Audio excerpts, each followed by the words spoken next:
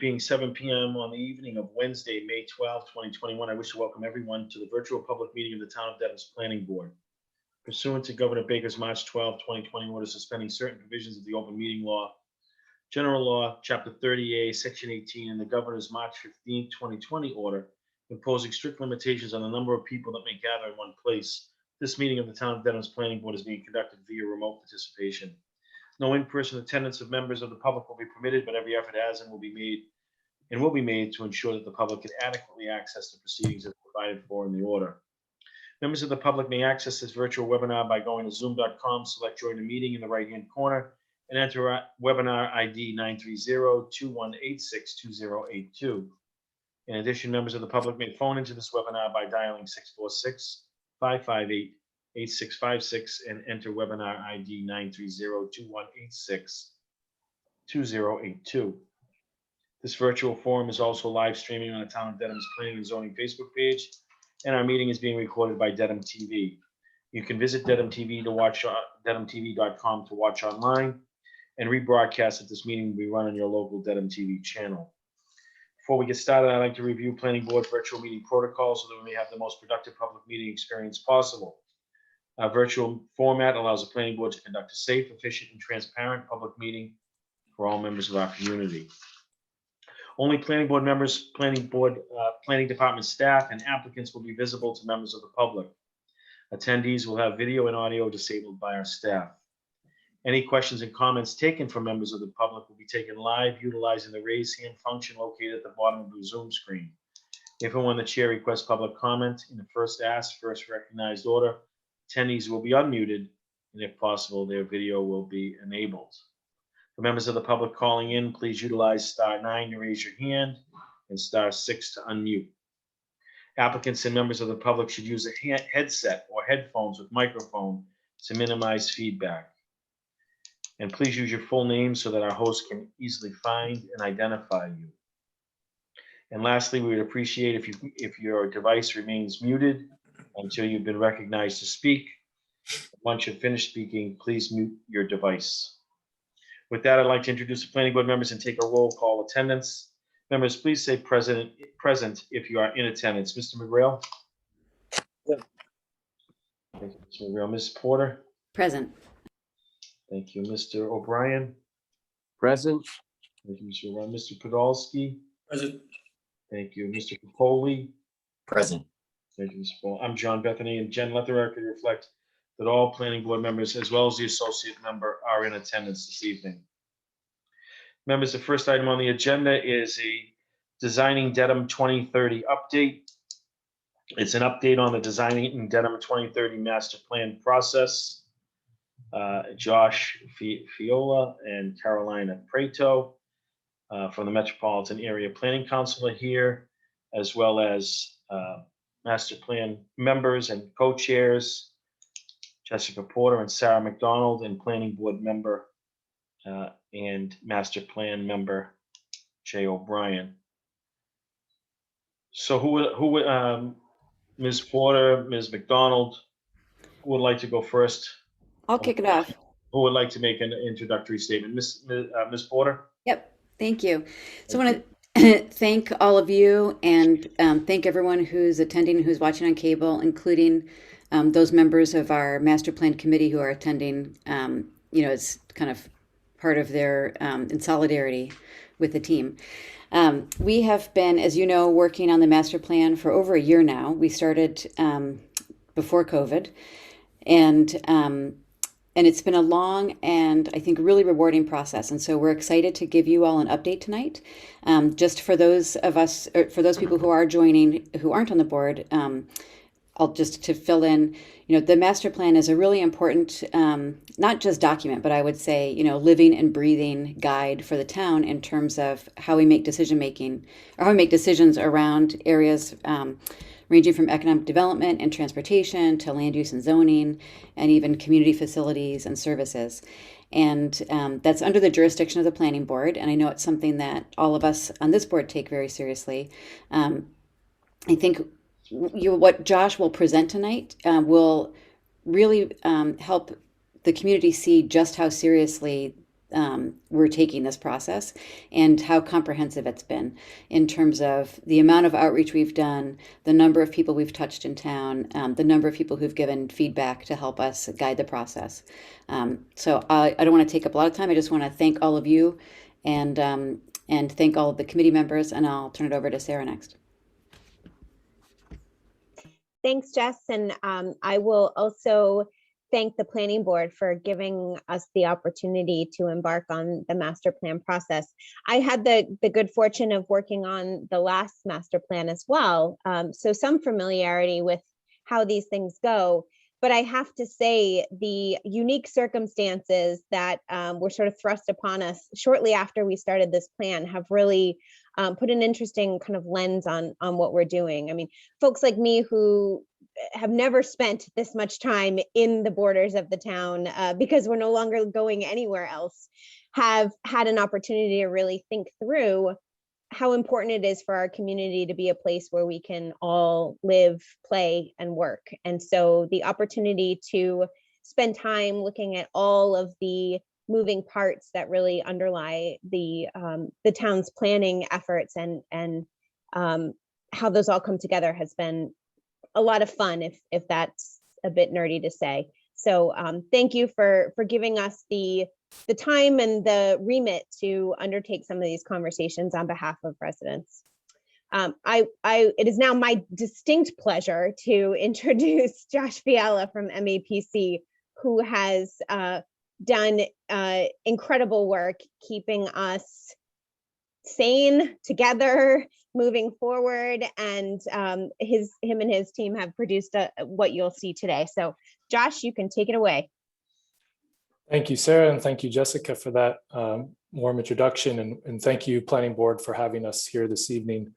I'm going to share my screen so you can all see a presentation which we prepared to give you this update. All right, so you should be seeing that now.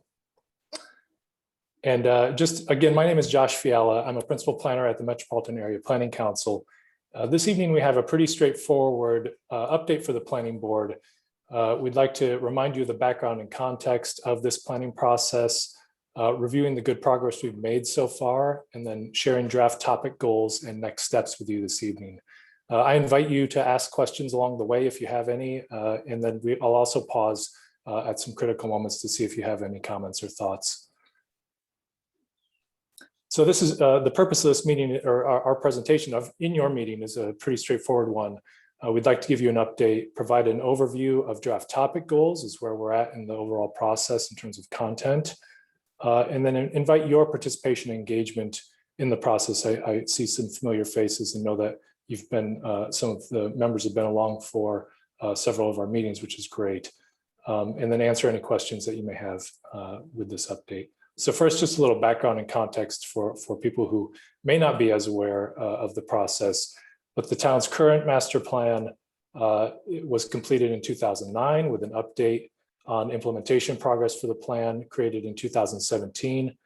The objectives expressed at the beginning of our process in this current iteration of the master plan was to focus on how best to accommodate potential growth in the town, to weave livability and public health throughout the plan, and to facilitate a robust public process with creative engagement, which I think we've been forced into a little bit in terms of creativity. And then making sure that the overall planning vision is easily understood and will be graphically communicated. That's one of our ambitions as we get the content more solidified. And then to define specific, realistic, and cost-effective implementation recommendations, which is one of our next orders of business too. Just a little bit about MAPC. We have been hired by the town of Dedham to facilitate this master plan process. We are the regional planning agency of the Boston area. The initials stand for Metropolitan Area Planning Council. The map shows the communities within the MAPC region, including Dedham. Among the work we do is to provide technical planning assistance to our communities, such as master planning efforts.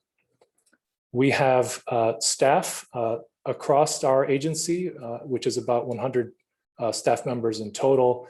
Across those staff, we have all of the specialties and technical knowledge needed for the topics of the master plans. That works out very well. You can see many of the staff who have been a part of this process, and hopefully some familiar faces who have been a part of meetings and conversations as we've gone topic by topic.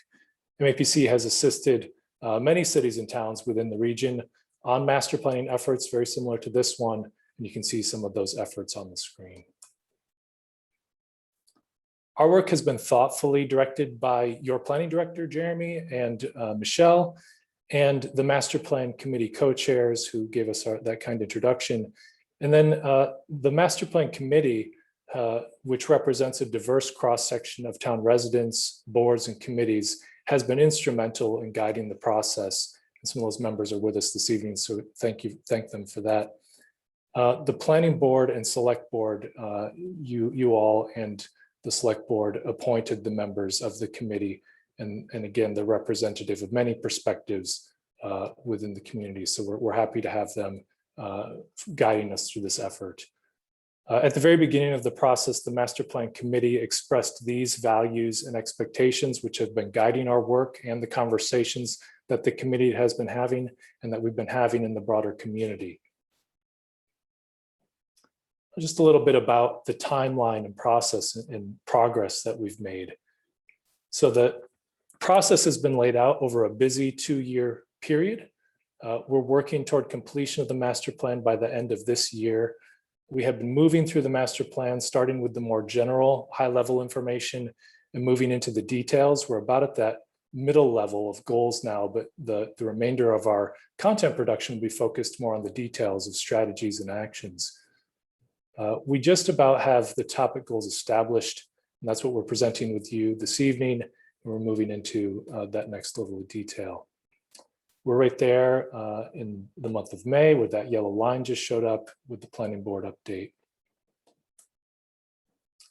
So we were with you all back in March of 2020 for an update, and then we plan and assume that we'll be back with you sometime in the fall for another update as the content of the plan becomes even more further solidified. The process back in April of 2020 kicked off with a virtual visioning workshop where we had over 300 residents that helped us gather input on overall vision, values, and priorities for the town. So that was a really successful launch to this process in a very public way. And that was partnered with 2 online surveys, which received tremendous responses from the community. So 1,100 people responded, over 1,100 people responded to the initial community survey, and over 750 responded to the topic survey focused on all the master plan topics. So we've gathered all of that information as a foundation of the work that you see this evening. We also had, given the unique circumstance of our virtual meetings, a physical poster campaign that gave a little more visibility to the process in the community, where we literally put posters and lawn signs up around the town so that people could be exposed to the process in a little bit different way than on the screen. We prepared topic summaries for each of the 8 primary master plan topics. And that topic summary includes important data and information about the topic in Dedham today, a summary of the community feedback gathered through all those events I've just mentioned, and then an initial draft set of goals for the topic. We then took the information and content in those summaries and focused on them in 3 community open houses, which were held in December, January, and March, just wrapping up pretty recently. And we had over 300 attendees at those community open houses, which focused on the draft working goals that we'll be sharing with you this evening. So this was a really tremendous way to engage in the content of the plan with the community. We had brief presentations around each topic, small focus group discussions where we broke the audience down into groups of 10 or 12 to really hear what people were thinking about those topics. And then we're able to have an exit poll to see how people felt about the topic goals that had been established. We've also been meeting with focus groups. We've had some focus groups, a youth focus group last summer. We're trying to assemble additional focus groups for some of the underrepresented voices in the town so far through this process, and we'll share with you in a moment what those look like. And then we plan on in the fall having future community meetings. We're still designing the program of those meetings, but likely be more than one session, 2 or 3, and likely a follow-up community survey, which will help us finalize the content of the plan. Supporting all of that effort has been really tremendous effort by the committee itself. 16 committee meetings and counting to date. So that has also included a bus tour with the committee members and ourselves, which was fantastic. Who can imagine being in a bus for an extended period of time without masks on these days? But that happened back in December of 2019, so that was a little different time. But it's been a really tremendous detailed effort from the committee, very dedicated with conversations that precede and preview and really mull over the information that's brought to the community in those strategic sessions.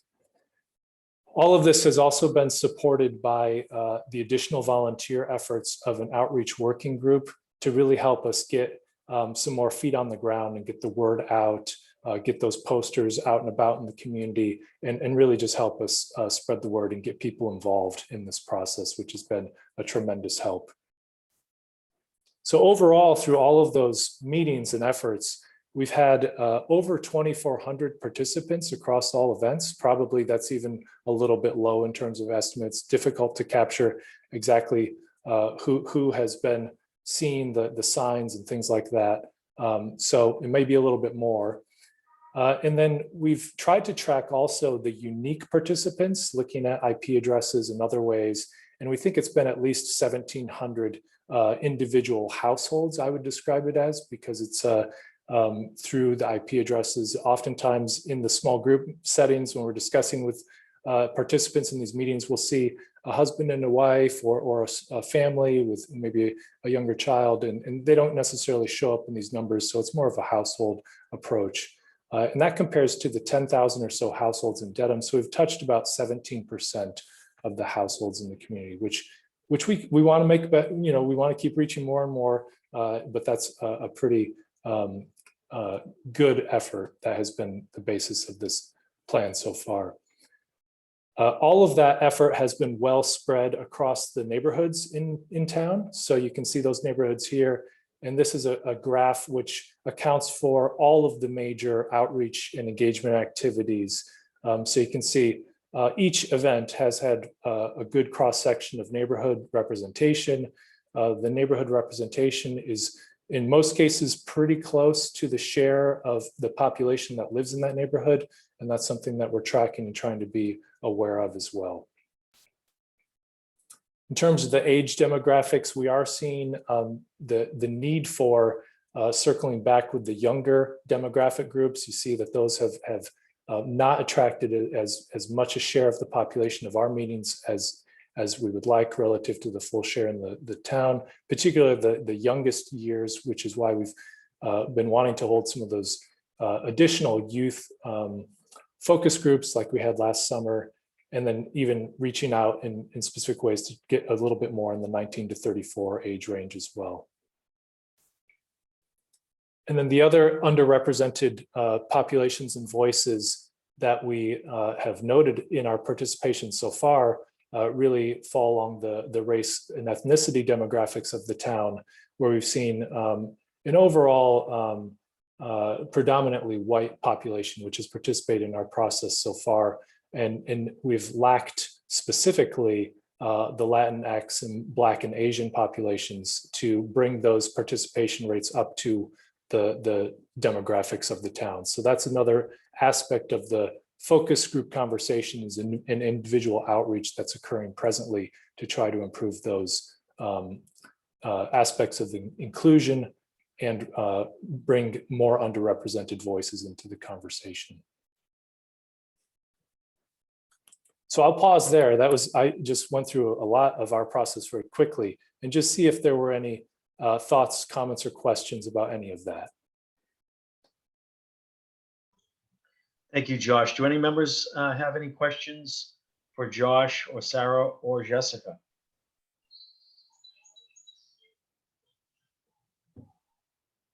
Josh, thank you all actually for a lot of information. Looks like a lot of effort has been put forth since and during trying times as well. So we appreciate that. And I think you've done what we believed you were intending on doing, which was reaching out to as many citizens of Dedham to find out what they believe, in which direction Dedham should be going on, what their priorities are, and helping to design a plan that reflects those needs and objectives of the community members. So for that, we thank you. I'll give anyone the opportunity to be heard if they wish, as it relates to the presentation. Anyone? And Okay.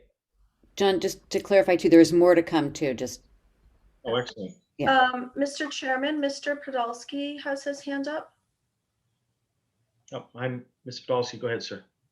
Thank you, John. All these slides that have just been shown, could I assume they can be sent and I can print them out after the presentation? Yes, certainly. We can share those to you. And just to note, all of these presentations, this one and others that we've given throughout the process, are on the project website, which is designingdedham2030.org. So just so people know about that resource. Thank you. Josh, quick question. Could you go back a few slides to the participant data? Which one in particular, Chair? A little bit further back. Right here. So you've had 2,400 participants. The data you said you email and names and so forth, identifying information. Where is that database kept, and who has the opportunity to take a look at that data relating to the participants? Yeah, so I think any of that data the town wants, we can share. Most of the surveys, for example, we asked voluntarily for email addresses, which have been put into a database of an email list, which has been used for the promotion of this planning effort. But if there's additional data that you want, there's all of the data we have for that. It was the surveys, for example, were produced through Qualtrics, which is an online survey program, and we'd be happy to share the raw data if the town would have a use for that. But currently, we've produced summaries of those surveys, for example, but all of the raw data still exists on the internet cloud. Right, specifically the 2,400 participants, names, addresses, email addresses, or whatever you collect or have been provided with voluntarily. You have all that data. Yes, yeah, we have the data. I wouldn't say we have 2,400 email addresses because oftentimes for like the Zoom participation, for example, we see a IP address is the way much of the participants are noted there. Yeah, it's probably an email address list more in the neighborhood of 500 or 600. I think people have voluntarily given us their emails. Sure. And then from what we can tell in terms of those IP addresses, it looks more like and across the meeting participation counts that we've seen, about 2,400 total. Thank you for that information. Appreciate it. Mr. Chair, Mr. McGrail. can we go to the next slide, please? The ones with the neighborhoods. Okay. As it relates to, this is my pet peeve here, and Jess already knows where I'm going with this, but and I haven't talked to her about it today. But I see that only 7% of the people who participated in the community engagement have been residents of precinct 1. For me, that seems small, and I'm going to give you my theory on why I think that's a small number. Because this West Dedham thing is the most confusing thing in the world. I live in precinct 1. Other than through these things, I've never heard of precinct 1 called West Dedham. It makes no sense to me. And I thought maybe it was me just being the curmudgeon that I am when I brought it up. But I was actually on an open space committee meeting with members, and I brought this up as a kind of a joke. And somebody said, I'm glad you brought it up because I live in precinct 1. And I only saw, at a time, there wasn't precinct 1 listed when you could check the box. It only said West Dedham. And the person said, I had no idea where West Dedham was either. I mean, I know it's partly a joke, but I do think we should eliminate this West Dedham designation and just call it precinct 1.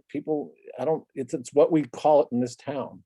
It's not West, we don't have a West, it's West Dedham, I guess geographically, but for the purposes of designation and what people in this town call it and refer to it as, and if you look at every real estate listing and Dedham, there's never a reference to what, West Dedham. It's precinct 1. And it's confusing people. And I think what's happening here is it's showing up in this data. It's hard for me to believe that the lowest percentage of people participating in these community engagements is precinct 1. And it's not even close. They're not even, second place is, they're 14%, 16, 17, 29, 15, and then 7. I think West Dedham is confusing people. Point noted, Mr. McGrail. Thank you. Would anyone like to respond to Mr. McGrail's comments? Can I just jump in quickly on that? So Ms. Porter? in terms of the survey numbers, the residents of Dedham Square and Dedham Village would also be considered precinct 1. So I think the reason that it seems, the reason the West Dedham precinct 1 seems low is because some of those numbers are reflected in the Dedham Square, Dedham Village. I think I think the question of whether to call it that is a longer conversation, which if we're trying to also do minutes before 7 o'clock might be better. No, but another night, I there's think more presentation, but I get it. But if we're providing data, I think we should be clear with that data. And I, for one, did not check a box. I participated, you've had multiple, I think I participated 2 or 3 of the 4, haven't participated in all, but I've never checked, when they didn't have precinct, I didn't check the box. And, so. Point noted. That's all. Thank you, Mr. McGrail. Thank you, Ms. Porter. Anyone else wish to be heard? Mr. O'Brien? Just an historical note. I think where this West Dedham is coming from is the fact that 1898, Westwood was part of that, of the upper part of Dedham or precinct 1.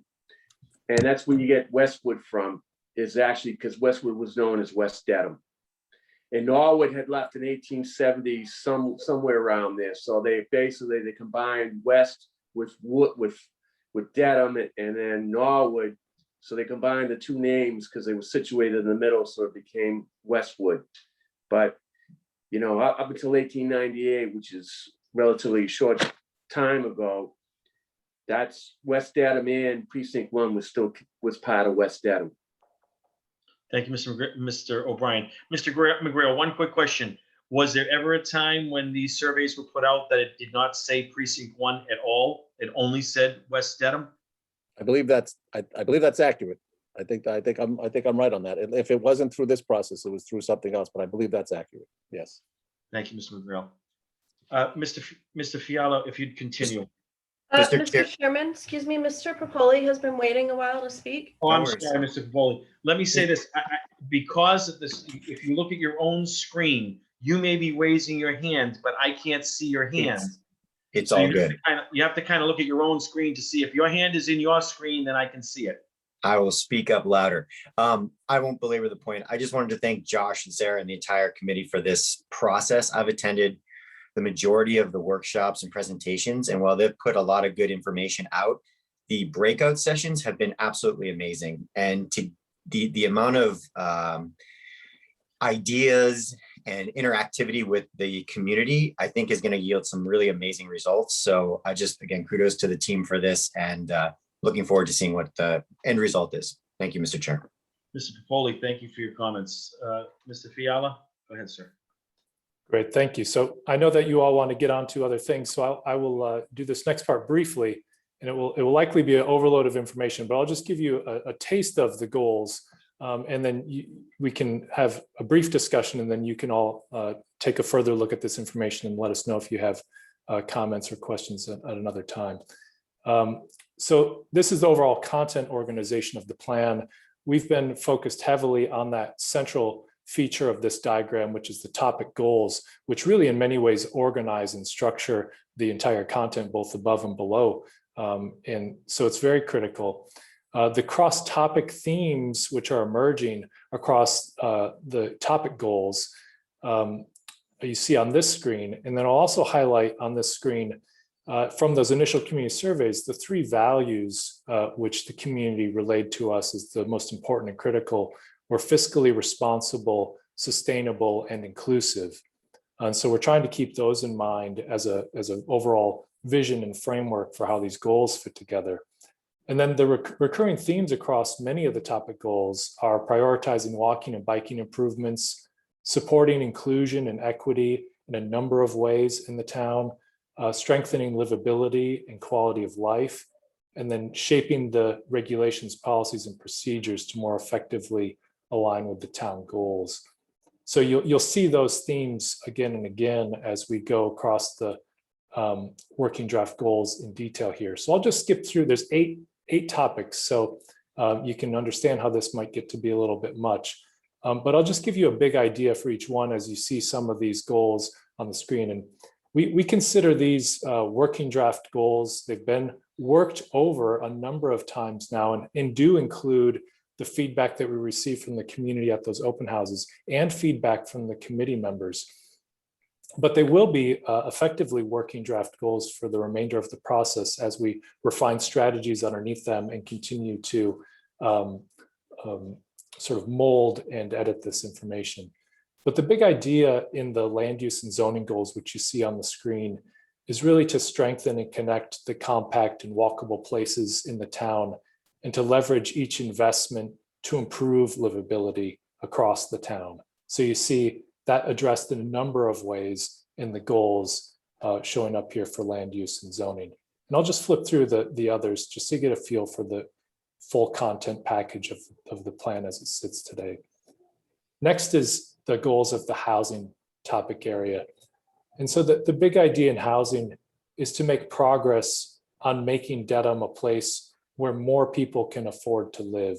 And you can see across the goals a number of ways that enhancement of affordability is addressed. And then you can imagine how this set of goals will set basically the framework for much more specific strategies to occur underneath each goal. And then the strategies will be associated with actions. So the information will get more and more concrete and detailed from here, but this gives you an overall feel for that content of the plan.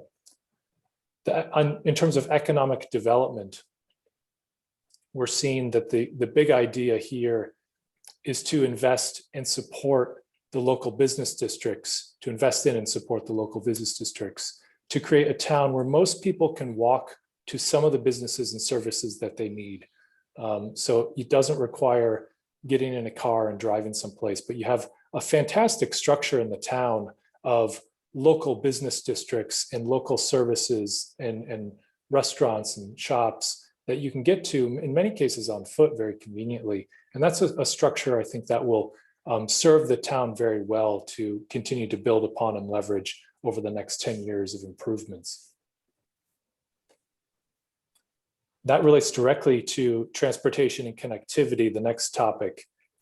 And really the big idea in transportation and connectivity is to make Dedham safe so you could walk or bike anywhere you want to go. And that might be somewhere near a destination that's near to your home, and it might be a little further afield across the town, but really to incrementally build out a network that supports safe walking and biking in the town. And you see that in a number of ways across the goals on the screen. And also, of course, improving safety for motorists as well. And in the process, hopefully doing some things to reduce congestion in the town. Public health and livability goals. The big idea here is to approach more of the town's services through a public health lens to reduce health risks for the town's population. And you can see how that approach is sort of made actionable through these goals in a variety of ways. I know I'm just wrapping up here, so thank you for all being patient on this. We just have a couple topics left. But the big idea behind the goals of natural, cultural, and historic resources is to protect and enhance these features, which are so critical to the identity of the town, and to make them an integral part of the town's strength and livability. So making sure that the ease of connections to the parks and historic resources is there, and that they're an integral feature of people's lives. Community services and facilities.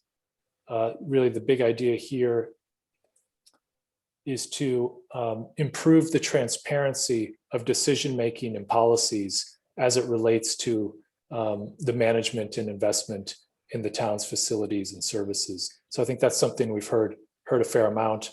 There's some other aspects of the community facilities and services addressed in the goals, but that's the big idea and what we've heard a lot from the community. And then lastly, governance. The big idea behind the goals for governance is to improve the resident experience with municipal services, and that to make sure that the residents are centered in those services and communications about the services. And then there's a number of ways to address that centering of residents and their experience. And then also some refinements to town governance in general, like the representation in the town governance boards, committees, and town meeting members to make sure that they're reflective of the demographics of the town, and to look at improving the services relative to the needs of the town and having improved monitoring for that connection and alignment. So that was a lot on the slides and a lot that I just highlighted verbally. But that gives you a flavor of the content that is being developed based upon this very wonderful exchange that's occurring with the community and the committee members. And we have a meeting in May. I'll just show it to you here that on this next slide, that we will be engaging with the committee again around these goals and continuing to refine them.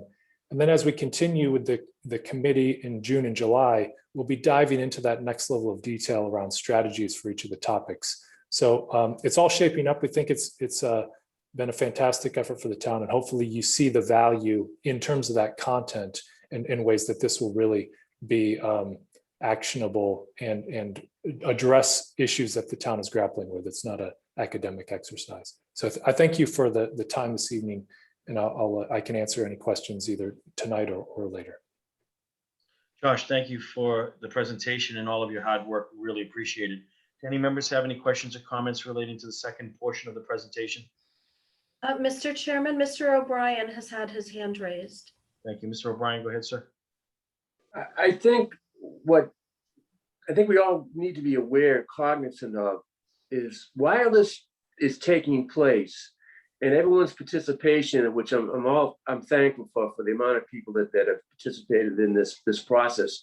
But we all need to be cognizant of the fact that while this was taking place, this country was going through extraordinary time period. History's being made, pandemic, Black Lives Matter, a lot of things that we're dealing with, that we're looking at in this, how we make a better Dedham, is actually had forced us to really hands-on look at the situation where maybe some of us, weren't going through particular issues like being out of work or being stranded at our house and basically using our time to walk around the neighborhood, or our businesses our small businesses were losing money because we couldn't go to them. This process was really being shown where if it was another time period, people might not have been more willing to look at some of the areas where we might be lacking to help our fellow townspeople. So I think that this time period is really put a lot of people in places where they may not have been before, and may help to say, hey, there are certain areas of this town needs changing. And I can see why. It's illustrated because of the fact of what has happened with COVID and Black Lives Matter, and people being out of work and, so I just wanted just to add that little piece to it, that Josh is right. This isn't just an exercise. Some people are experiencing it right now, the particular issues. Thank you, Mr. O'Brien. Appreciate that. Anyone else have anything they'd like to add? No. Josh, Jess, and Sarah. Next, your expectations on the next update? Did you say a couple of months? Yeah, we'd be happy to come back however often the board would like to see us and spend some agenda time on us. But certainly we will update you in the fall, if not sooner, and we'd be happy to coordinate that with Jeremy. Thank you very much. Would you kindly send these, 1 second, Jess. Would you kindly send the presentation to Jeremy so that he can forward it to everyone? Yes. And we can provide that to anyone who wishes to have it. Jess? I was just going to add, along with sending the presentation, I'd encourage, I know many of you have been to the workshops, but this is a great opportunity for you to look at those goals, and particularly land use and zoning, which I think you have the most expertise on, but any of them, we would love to hear feedback. If you think that something needs to be tweaked or have questions, these are the kind of the high level goals, as Josh said, and then from that, the strategies will emerge. So there are some things that will be embedded. So for instance, I anticipate that one of the strategies is going to be, looking at the zoning bylaw, right, to make specifically. So don't panic when you don't see that as a goal, because this is a high level, but it would just be great to have you all engage on those and give any feedback or input. Thank you, Jess. Now, if I could, Mr. Chairman, I'll just repeat what Josh mentioned earlier, which is we have one more pretty significant phase of public input coming up that we haven't designed exactly, but really to dive into those goals and start to tease out strategies and what the sub bullets under these big topics look like. And so I'll just, for your viewing public, I'll just flag that there's going to be a whole nother round of, we hope, exciting ways to engage coming this fall. Thank you, Sarah. Appreciate that. Anyone else? No. Well, we will see you soon. Thanks again. Thank you. Thank you. Thanks. Thanks, Josh. Thanks again, Josh. Thank you.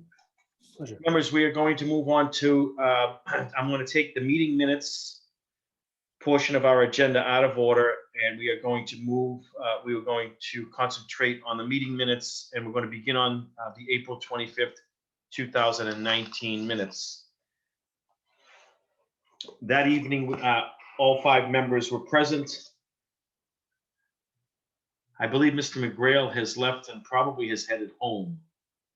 But we did have myself, Mr. Podolsky, Mr. O'Brien, and Ms. Porter present for those minutes, for that meeting. Has everyone had an opportunity to review that meeting, those minutes? And if so, does anyone have any proposed corrections or amendments? Mr. Chair?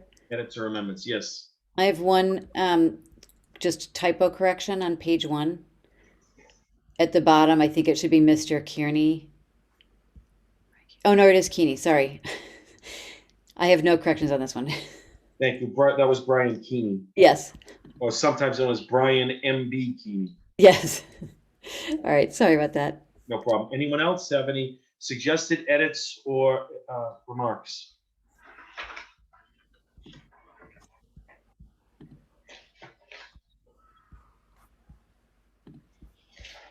Seeing no requests for edits or amendments, I will, at this time, I'll seek a motion to approve the minutes of April 25th, 2019 as presented. Do I have a motion to that effect? So moved. Motion made by Ms. Porter. Do I hear a second? Second. Second by Mr. O'Brien. Discussion on the motion? Hearing no discussion and a roll call vote. Ms. Porter? Yes. Thank you, Ms. Porter. Mr. O'Brien? Yes. Thank you, Mr. O'Brien. Mr. Podolsky? Yes. Thank you, Mr. Podolsky, and the chair votes yes. So let the record reflect 4-0 with Mr. McGrail not present. Okay, Jen, thank you. Members, we'll move over to the meeting of May 23rd, 2019. That was Mr. Podolsky, myself, Mr. O'Brien, Ms. Porter, and Mr. McGrail. Has everyone had an opportunity to carefully review the meeting minutes of May 23rd, 2019? And having done so, does anyone have any suggested edits or amendments to those minutes?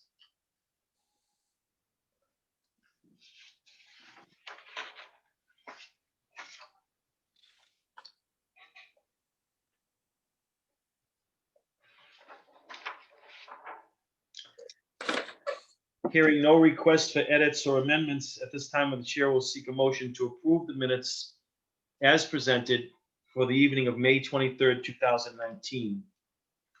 So moved. Second. Motion made by Ms. Porter, seconded by Mr. Podolsky. Discussion on the motion? Hearing no discussion, on a roll call vote, Ms. Porter. Yes.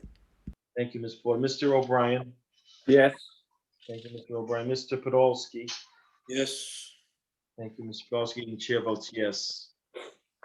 Members, we will move on. Jen, let the record reflect a 4-0 with Mr. McGrail not present. We will move on, members, to the evening of June 13th, 2019, hoping that everyone had an opportunity to carefully review the minutes of that evening. And having done so, I would seek any necessary edits or amendments. Anybody have any they would like to discuss?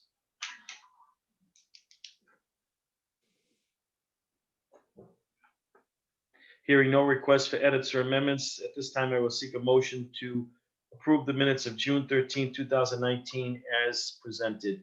So moved. Motion made by Mr. Podolsky. Do I hear a second? Second. Second. Second by Ms. Porter. Discussion on the motion? Hearing no discussion, a roll call vote. Ms. Porter? Yes. Thank you. Mr. O'Brien? Yes. Thank you. Mr. Podolsky? Aye. Thank you, Mr. Podolsky, and the chair votes yes. Jen, let the record reflect a 4-0 with Mr. McGrail not present. Members, we will move on to the evening of June 27.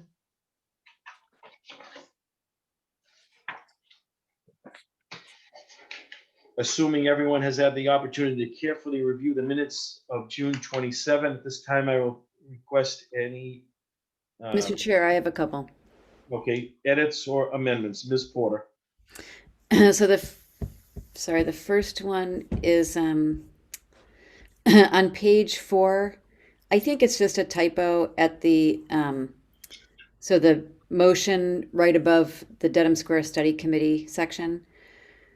So the motion, it mentions the motion, and then there's a period after Mr. O'Brien's name, and then the letter M. So I think that's a typo, but I feel like if the public were looking at that, it would be confusing, and it's worth taking that out. Oh, definitely. The M should not be there. Yeah. And then I have another one later on too. Thank you. So we'll request that M be deleted. Second edit, Ms. Porter. Second is on page 7, and we just need to correct the names on the motion. So the motion where Mr. McGrail moved to appoint, some of the names are wrong. So it should be Lacey Cohen, and Micah Flynn's first name is misspelled. That's M-I-C-A-H. And there's no one named Eric Conway who was appointed or who was applied. I think that maybe that refers to Tara Ikonui, which I can spell, or I'm sure Jen has, but so it's Tara as a first name, and then I-K-E-N. Yeah. Yeah. Okay, so Lacey, Lisa needs to be changed to Lacey. Yeah. Eric Conway needs to be changed to the name that you discussed. And certainly Micah Flynn is M-I-C-A-H. Right. Thank you, Ms. Porter, for the detail. Anyone else have anything? Mr. McGrail has rejoined us. Does anyone else have anything they would like to add to the minutes of, or edit to the minutes of June 27th? Present that evening was Mr. Podolsky, Mr. O'Brien, Ms. Porter, and Mr. McGrail, as well as myself. I'll move that they be approved as amended. So we have a motion on the floor that the minutes of June 27th, 19 be approved as amended. Do I hear a second? Second. Second, I'm sorry, Mr. McGrail, thank you, sir. Seconded by Mr. McGrail. Any discussion? Hearing no discussion on a roll call vote, Mr. McGrail? A vote, Mr. McGrail? Yes. Oh, thank you, Mr. Yes. Yeah, sorry. Yeah, no, I didn't hear you originally. Ms. Porter? Yes. Thank you. Mr. O'Brien? Yes. Thank you. Mr. Podolsky? Aye. Thank you, Mr. Podolsky, and the chair votes yes. All 5 voting members voting in the affirmative as amended. Jen, please.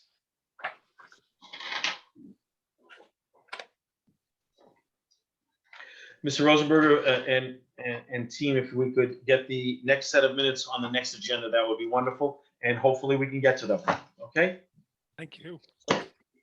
Mr. Chair, Yes, sir. Ma'am. just while we're talking about minutes, particularly given right now that we're doing these, so many, I think, very important projects, if there's any way to have, in addition to going through the old ones, if we could get one for a current project, it'd be super helpful as we do like Bridge Street and 95 Eastern.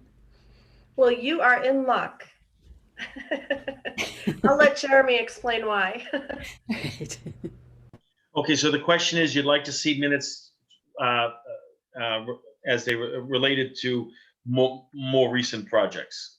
And we can provide that to you. We've outsourced some of our meeting minutes to a third party who's helping us out dig from our backlog and actually be able to keep up with the planning board. So we're happy to put those on the next agenda. As long as if the board so needs them, we're happy to put them on. I think we have March, I believe, ready. And so I will say, just a heads up to set expectations. These aren't transcripts, much like Miss Webster used to provide.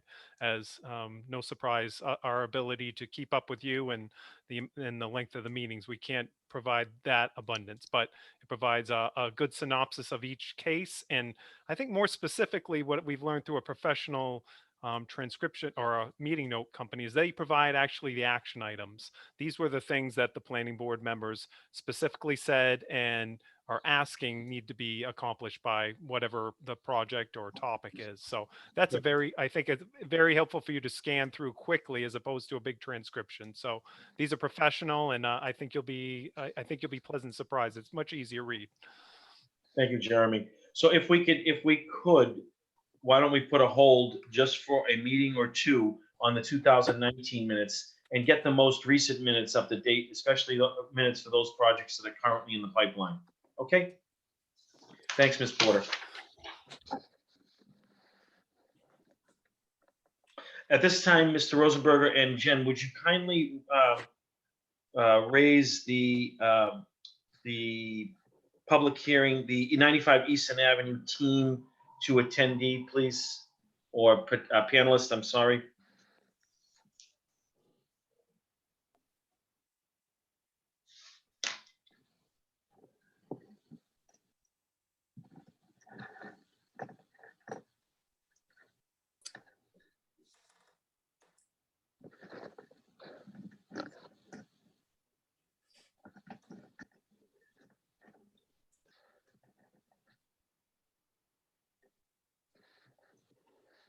Michael Sinisi as well, please, if he's on.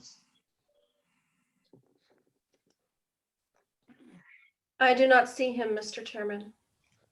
Jeremy, can you just give him a call and ask him if he's going to participate? He may be, we're a little early, so he's probably going to be here at 7. And Ralph Biggers is part of your team, is that correct? Okay, thank you. Did I forget anybody? Chairman, Mr. Sinisi is here. Great. So we're gonna now that everybody's been, we're going to actually take a 3-minute recess. We're going to get started at 7. What time is it now? So we'll take a 3-minute recess so we don't all stare at ourselves, and we'll be back in 3 minutes. Okay. Thank you.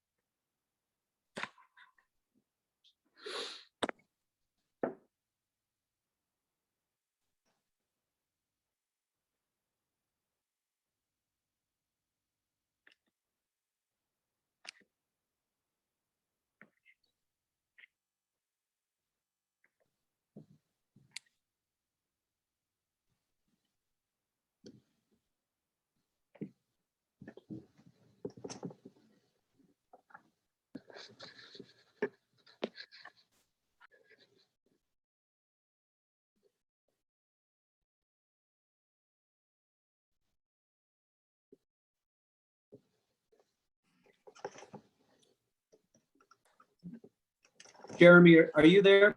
Yes.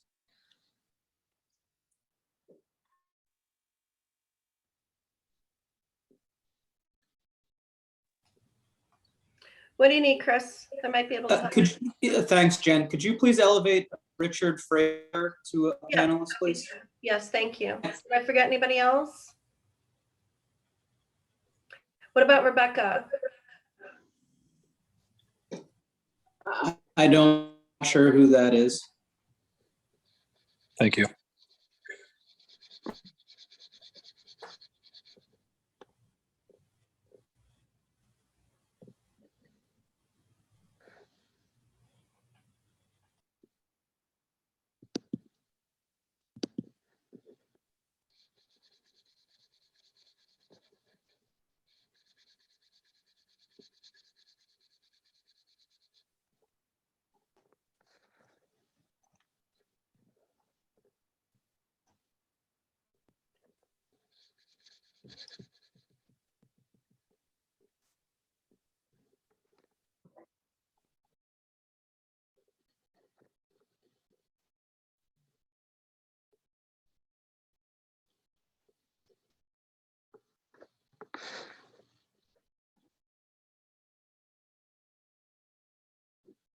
It's 7 o'clock.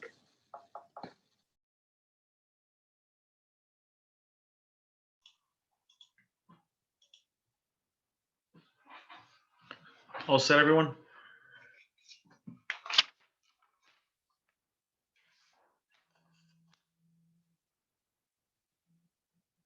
Waiting for Mr. Podolsky. Mr. O'Brien.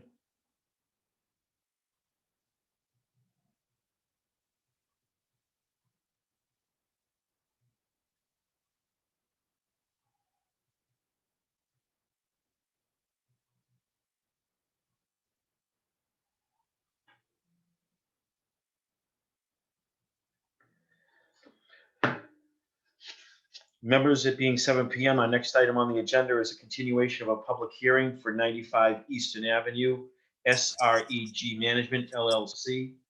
They're requesting a special permit for a major non-residential project, special permit for a hotel use in a floodplain overlay district, special permit to exceed the allowable building height, major site plan review, and associated waivers to construct a 6-story, 120-room hotel with 144 off-street parking spaces located at 95 Eastern Avenue.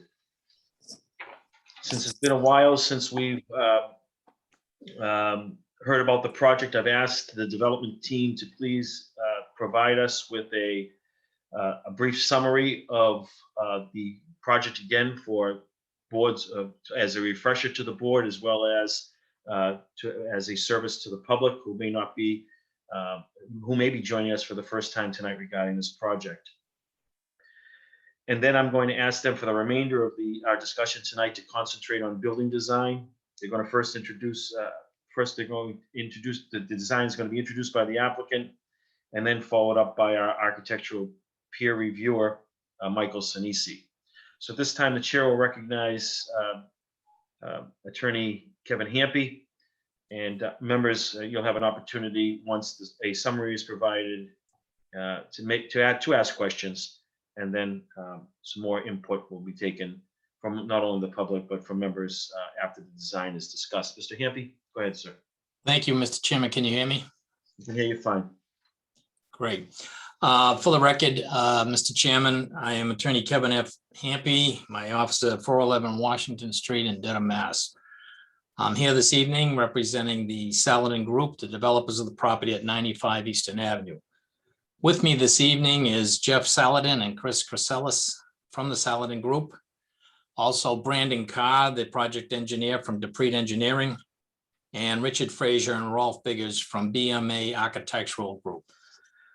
As you know, we're here this evening regarding the application for a special permit for approval of a major non-residential project for the construction of a 120-room business hotel at 95 Eastern Avenue. Tonight, I would like to have our architects discuss with the board the design and the size of the hotel, which we are proposing, the efforts our team has made to work with the town's peer reviewer architect, and to adopt and incorporate his recommendations into our design plans for the site and make this building something the town can be proud of. Prior to turning the meeting over to the architects, I would like to have Brandon Carr, the project engineer, give a short summary of the history of the project to date to refresh all our memories as to the proceedings that have already gone on, and also discuss the status and anticipated future filings for the project before other boards before he turns the presentation over to the architects for their presentation. At this time, I'd like to introduce Brandon Carr, the project engineer. Thank you, Mr. Hampy. Brennan, prior to you speaking, I would just like members of the public to be aware that tonight we have our design, I should say site design peer reviewer, Stephen Finland from McMahon Associates, and our architectural design peer reviewer, Mike Sinisi. Go ahead, sir. So good evening, Brandon Carr with the Freed Engineering. So as Kevin said, I'll just run through kind of the timeline of the project, where we've been. And I think we were last here in February, so it's a little bit of a gap since you last heard from us. So as Mr. Hampy said, proposing a 120-room, 6-story hotel. It's, as a refresher, it's off of Eastern Avenue, north of the Dedham Marketplace. The Papagino's building to the west is Pep Boys. So it's right off to the east of the intersection of Route 1 and Eastern Avenue. Like I said, it's 120 rooms, 6 stories, business hotel. It's not a long-term residency hotel or extended stay. There's no, limited facilities, no restaurant, no bar, no function rooms, things like that. Strictly catered towards, short-term business travelers for the most part. So, this project we began coordinating with the town back in, early 2019. We started having conversations with planning staff and building inspector and other, staff members in town. Went to the Conservation Commission in the fall of 2019 to verify the wetland edge, because there is a substantial wetland in Wiggum Pond and Wiggum Brook lie to the east of the site. Got the wetland edge approved in, I believe, September or October of 2019. Then we, started focusing on the engineering and the design of the project, and we submitted to the Planning Board and Conservation last June of 2020. So since then, we've been before you several times. We've had several meetings with the Conservation Commission, town staff. We've gone through a peer review process on traffic and on site design, as the chair mentioned. On the previous planning board hearings that we've had, we've covered site planning, stormwater utilities, traffic, fiscal impacts of the project. Last one in February was based on landscaping and lighting. I think we did a little bit of intro onto some of the building and initially on what the original design of the building looked like. And then in February, we authorized, we were directed by the board to work with Mike Sinisi of DSK Architects to do a architectural review of the site and building. So since then, we've been working with him. We've had several meetings, Zoom meetings, and back and forth collaboration on the project over the past 2 or so months. We'll turn it over to the architects in a few minutes, but I think they would agree that the process has been very helpful. I think we've come out of it with a much better design and something that both consultants can be proud of, and hopefully the town in your board agrees. We've also been coordinating with local businesses and different groups. Dedham Square Association and several other businesses, I think, have submitted letters of support that we've forwarded over to Jeremy for the project. And then another item we've been discussing, Attorney Hampy and I, on the process, and I know it was discussed at one of the last board meetings that we weren't at. We watched the transcript on the interaction between the planning board and the zoning board of appeals. And what we're kind of hoping for tonight is to review the building architecture, get any feedback, get any comments, or hopefully support on kind of the building design, and then our next step would be to file with the zoning board of appeals for the height, FAR, and floodplain special permits. I think there was some discussion early on whether the planning board has the right to grant special permits for the height. I believe it says they do, but we, with coordination with town council, we, decided that it's probably the best route to just go for the zoning board at this stage for that relief. So unless you have any questions on kind of the bigger picture timeline of the project, or, want a quick overview of what the site looks like, again, I would just turn it over to our architectural team to kind of show you what the design was when you previously saw it, and kind of the back and forth process that we went through as part of the peer review, and then where the design stands today. Brandon, thanks very much for the summary. Appreciate it. You can move right on to the design presentation. Who's going to speak on that, Brandon? I believe Rolf or Richard, who's taking over here. Hi, this is Rich Frazier with BM Architectural Group. I'm working on 2 devices here. Whomever allows people in, there should be another one that has my name in there. If you could do that, and then I could share my screen.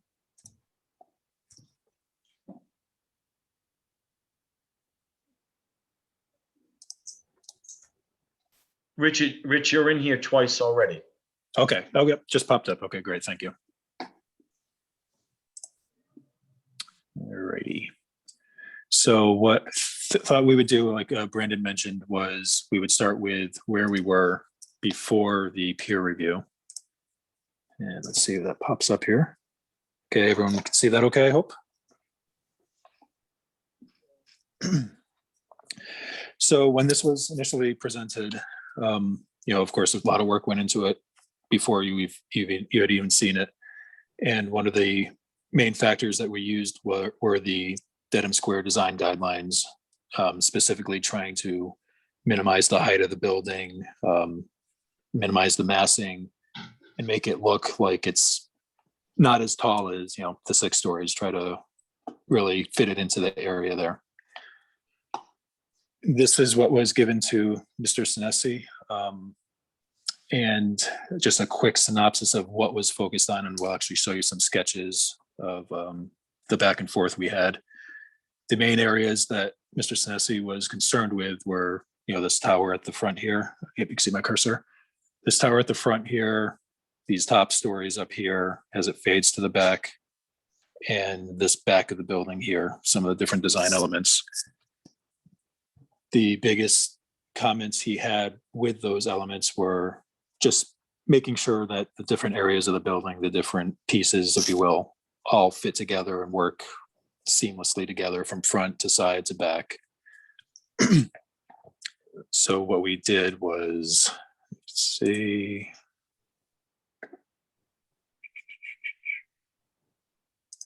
New share. There we go.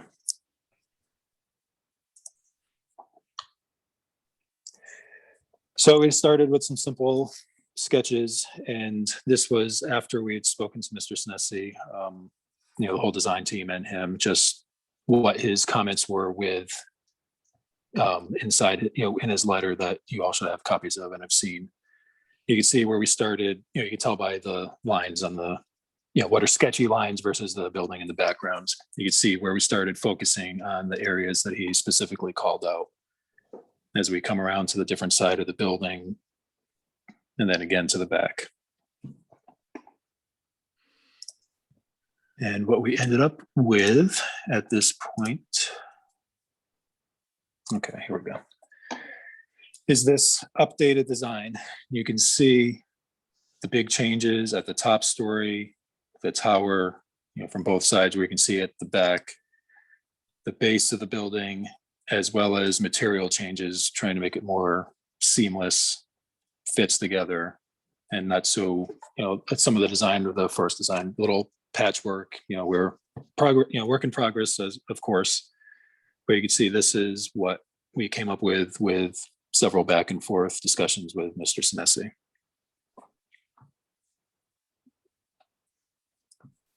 And what we, still taking Dedham design guidelines into account, trying to minimize the appearance of the height of the building. We're trying to do that with more glass up here. So not only will you possibly seeing through the glass, you'll get the reflection of the sky. So it's not like it's a solid mass form up there. Carried that, zoom in here a little bit. Carry that to the side as you come toward the back here, again, making it look like there's different buildings coming up, popping out. It's not just one big building sitting there. Mr. Chair? Who's asking to be heard? I'm sorry, I can't see everyone at the same time. Mr. McGrail? Yes, sir.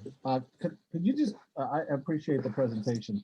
Could you just give us a sense, southwest, west, north, just tell us where we're seeing these? This front view right here is from the east. So as you'd be coming up Eastern Ave toward Dedham Square, I believe. Is that correct, Brandon? That's the direction? Yeah. Correct. Yeah, the front door would be towards Eastern Ave. Okay. So you'd be looking kind of from Eastern Ave in that top view. So this would be facing the ball fields, basically. The short ends here. This backside right here would be facing the Papagino's building, back that way. And this is if you were coming from Dedham Square heading down Eastern Ave. Thank you. Sure. Thank you, Mr. McGrail. Let's see. So, yep, that's right. So glass at the top to minimize the height. Again, helping the look like different kind of like a urban cityscape where buildings are coming up, out, in. It's not just one, big box sitting down there. And you can see how we carried it around to all the sides of the building. Try to make this, fit with the area. And again, not look as big as it could be looking. And we actually have a little view here from the intersection of Route 1 and Eastern Ave. And you can see how the building, pops up. You really I actually had to zoom in quite a bit to get this, but you can see where you can start to see it down Eastern Ave as you're looking toward the site.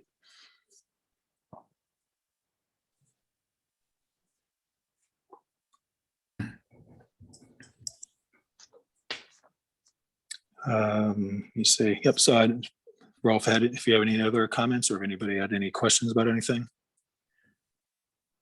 I think I'd just like to add that this really is designed, and Mike had some really good points, and he had an uncanny ability to zero in on our areas of the building that did need to be resolved. And I think it was a very nice collaborative process.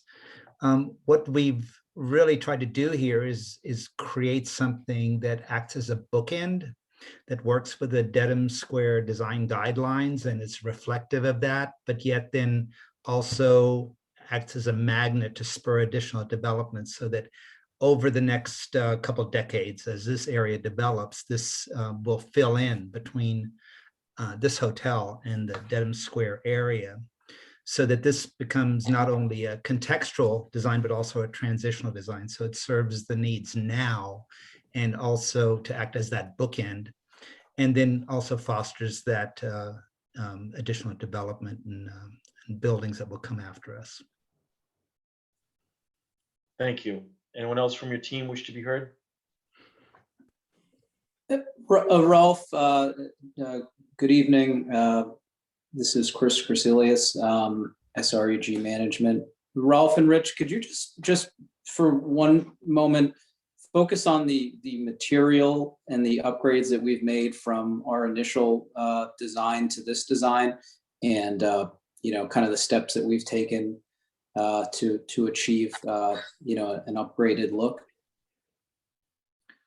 Yeah, there was quite a bit of upgrading in terms of specifically on the facade materials. And Rich, you've got control of the cursor. Can you walk them through and just kind of explain what the different materials are? Before, we had predominantly synthetic stucco and some tile areas, but now we've added a lot of glazing. So we've added quite a bit of cost, but I think it's to the benefit of the project. And We've got a nice modern looking building that fits in, and it's all well grounded with this natural stonework where it meets the ground.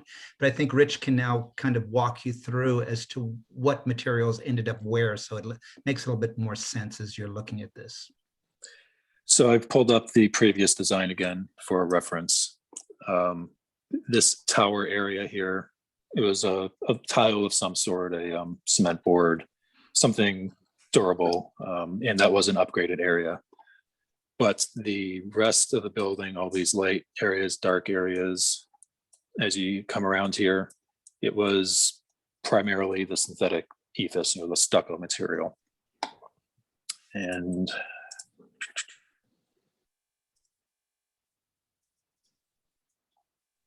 there we go. So now what we did was we've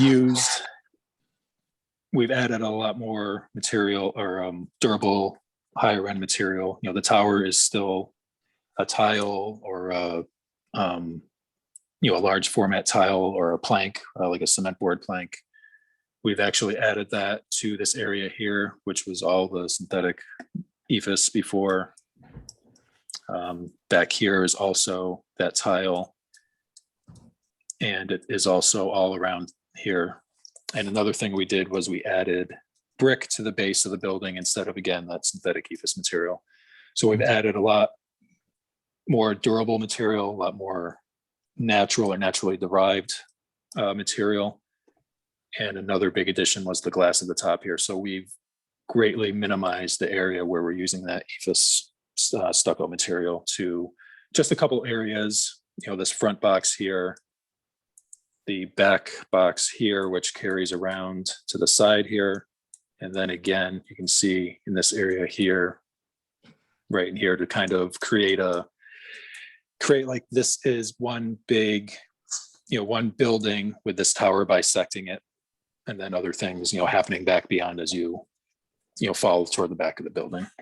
So we've added quite a bit. We've replaced quite a bit of cheaper ephes material with more durable, more expensive material.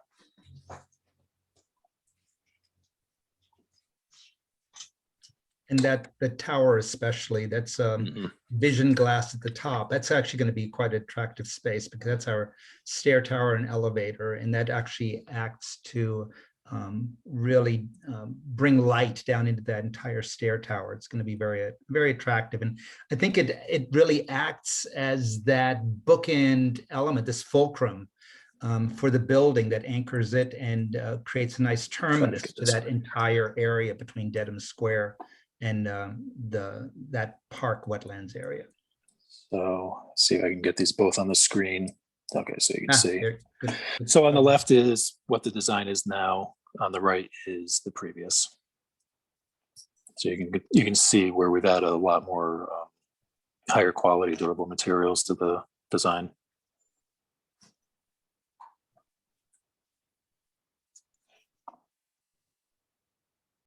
Gentlemen, anything else? Nope, I'm open to any questions if anybody has any. Thank you. I'll recognize Mike Sinisi, please. Mike, if you can describe your role here in the project and how you feel the design has evolved from the original design to the one that we're being shown here this evening. Thank you, Mr. Chairman. My name is Mike Sinesi. I am a director at DSK Architects, going Schmidt Kearns in Concord, Massachusetts. I was retained by the applicant through the planning board to review the architectural design, which we've seen presented this evening. When I initially reviewed the design, I sought to find areas of commonality, common elements, and understand the intent of the design so as to try to better improve that with regard to understanding the nature and direction of the project. As a process, my initial review was done solely based upon the documents that were submitted, but thankfully and quite gratefully, working with an excellent team, the applicant's design team, we were able to work collaboratively as we addressed the issues that had been raised. And that process, I feel, was very successful.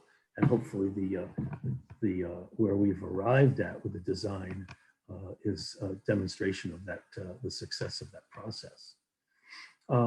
With that in mind, I can run down through some of the issues that I had initially raised and demonstrate how the applicant has, in fact, met those issues or resolved those, as we would say.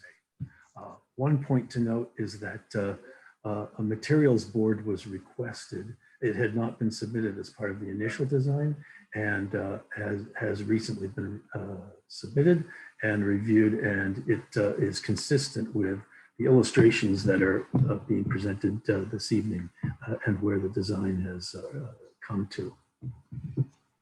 So at some point in this, the applicant, I would admonish the applicant to present that material board. But continuing on with the issues, we talked about the entrance forecourt at the porte cochere, the drop-off, and the fact that there were effectively 3 different canopy designs presented in the initial presentation. There was the porte cochere, the trellis portico directly adjacent to that, and the portico at the or canopy at the rear of the building, not shown on this particular slide, but yes, over here on this slide over here. They were of differing characters, and more than anything, I was looking to have the applicant distill their design to common elements that could refer one to another and create an interesting dialogue of spaces, shapes, forms, colors, and textures. Basically all the things that create interest and longevity and stayability in the design. The canopies were addressed and were brought to a similar detail in nature and structure and design. And in fact, the canopy over the exercise room area, outside the landscape area, outside the exercise room, was also brought into the mix. Consistent.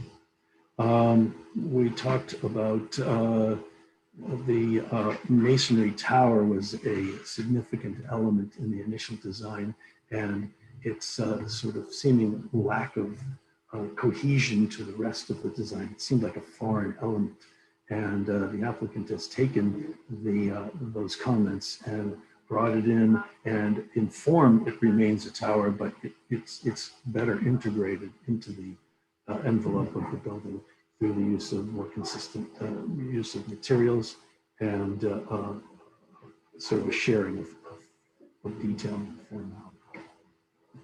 form. The same would apply to the tower, effectively as it was called, at the rear of the building. When I say the rear, this building, as the applicant suggested, acts as a bookend to the retail course along Route 1 as we move from west toward the east.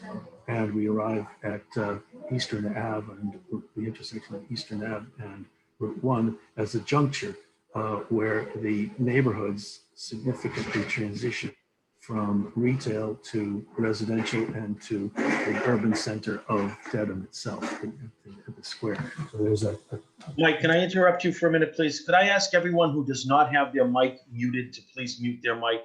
Thank you. Go ahead, Michael.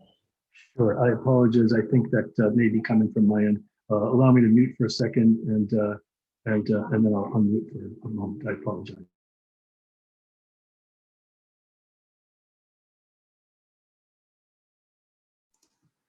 Thank you. Apologies.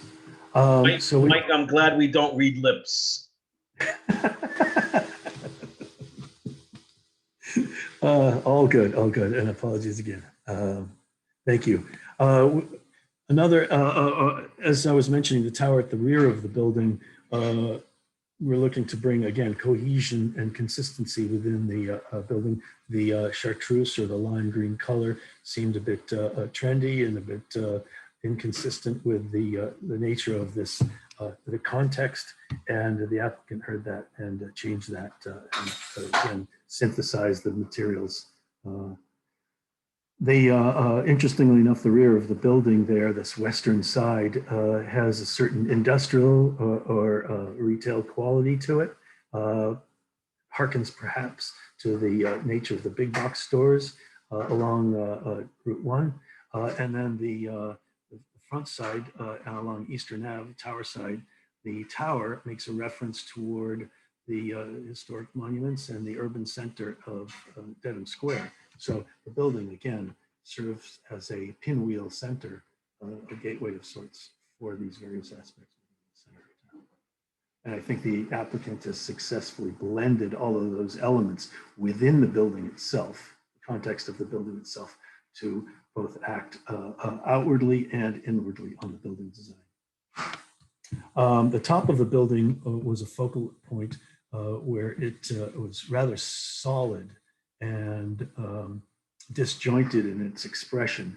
I call that the forms used there sort of the Manhattan step back, where the lower portion of the building is expressed as one mass, and then as you move to the top of the building, that's truncated. Well, in the original design, there were pieces and parts that didn't seem to work together.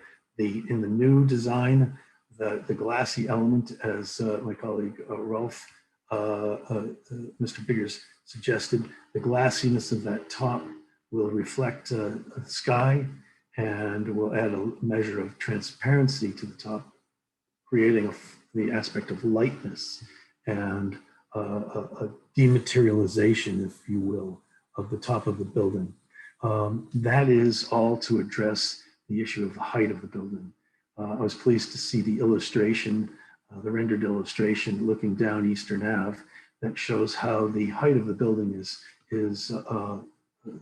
consistent and appears to be limited, partly because the building sits in a hollow as you move toward the stream, the wetlands, but also the glassy portion of the building, knowing the way materials work, will reflect sky nicely.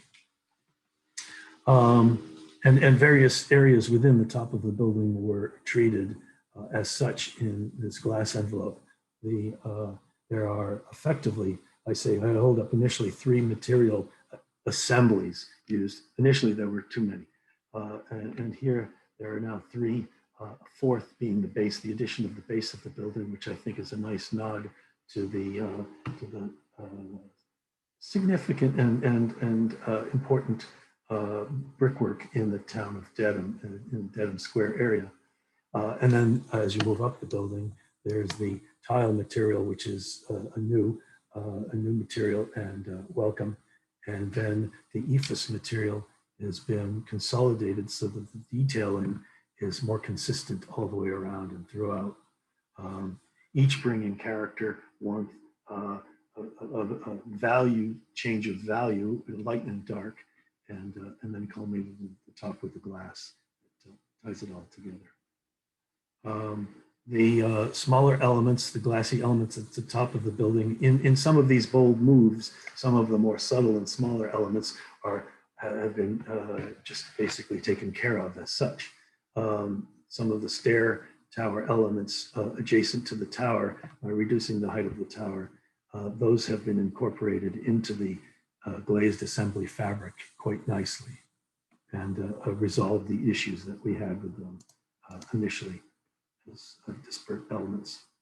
The service access was addressed with the building and explained, and how dumpster would be accessed and services as such delivery would be addressed. So those became non-issues at this point. Signage, height and scale significantly reduced to be a little more restrained, perhaps might be the word, but also more consistent with the scale of the building. I think the building has gone from an initial concept sketch, and it has now become something that's much more serious and important for the area. We discussed the relationship to the guidelines, and I think I already addressed that with the the relationship to building height, but also with regard to the various elements on the facade, so that it's not just the mass of the building is no longer, or it never has been, just clothed in one envelope type, color, or form, but rather these various forms to break up and create a more dematerialized, a smaller scale, less dense, less robust scale, and is more consistent with the guideline requirements. The certain blank areas of the elevation have been addressed to be more consistent, so they tie to the whole. And then lastly, perhaps, was the issue of precedent within the community in the town of Dedham. And I think that by choice of materials, by synthesis of form, and by a clear expression of form, the issue of context has been dealt with, whether seen from the ball field or approached from the west along the retail route, or diagonally across and down from Dedham Square. So I'm pleased to say that I am quite satisfied and with where the applicant has taken this design. And I guess at this point, other than wanting to look at the materials board, I would entertain any questions. Mr. Sinisi, thank you very much. This time, Chair will seek input from any board member who wishes to be heard.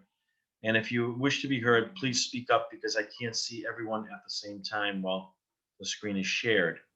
Would anyone wish to be heard, ask questions, or make comments? Board members. Mr. Chairman, we have in this order, Mr. Propoli, Attorney Podolsky, and Ms. Porter. Mr. Popoli, go ahead, sir. Thank you, Thank you, Mr. Chair. I wanted to ask the design team, EFIS, in the buildings that I work in, I would love to see EFIS go away completely. Was any thought put into, or were any alternatives looked at for the EFIS, maybe such as an aluminized panel or other metal paneling versus the EFIS? Before he answers that, Mr. Popoli, I would ask him to please, for the public's knowledge, please describe what EFIS is, please, and then a response. Absolutely. So no. The applicant should. Okay. Sorry. Thank you. Go ahead. We know what it is. I can address that. EFIS is an exterior installation and finish system. It's a modern version of stucco, which was a very traditional element. It actually was born out of post-World War II Europe, where they had basically they used mostly concrete block. And this was a method of wrapping, instead of just covering the concrete block with traditional stucco, they actually, energy came into play. So they wrapped the building with styrofoam and then a very thin layer of a finish coating. And that creates kind of a sandwich. And that's basically a modern interpretation of traditional stucco. It's a standard in the hotel industry. It's what you see basically the predominant material for the vast majority of hotels, especially in the business class limited service end, because the costs are very, very critical to make the projects viable. And so it's a very cost-effective material. There's a lot of color range. It allows the brands to really adapt the building over time, as opposed to office buildings and retail stores. Hotels are constantly updated and refined over time, because they deal with a clientele that is very fickle, all of us. And we don't want to stay in an old dated building, so they always try to keep up.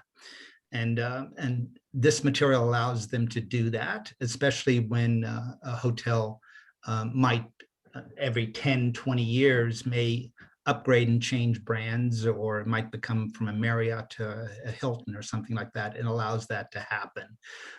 What we've done here, though, is we've mitigated that. And we have introduced a lot of other materials like cladding materials like cementitious panel, brick, and now, of course, quite a bit of glazing.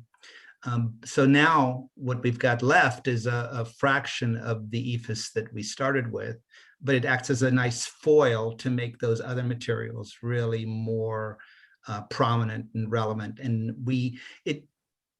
it really serves now to act as a nice, simple, unifying element, almost a Bauhaus type quality, where it lets the texture of the large cementitious panels and the brick really come into their own. They play off each other. And I think what we've done here now with this latest version of the design with Mike Sinesi's input is to really come to a nice balance where we've got a nice cohesion between all these different elements, and each one makes the other one stronger.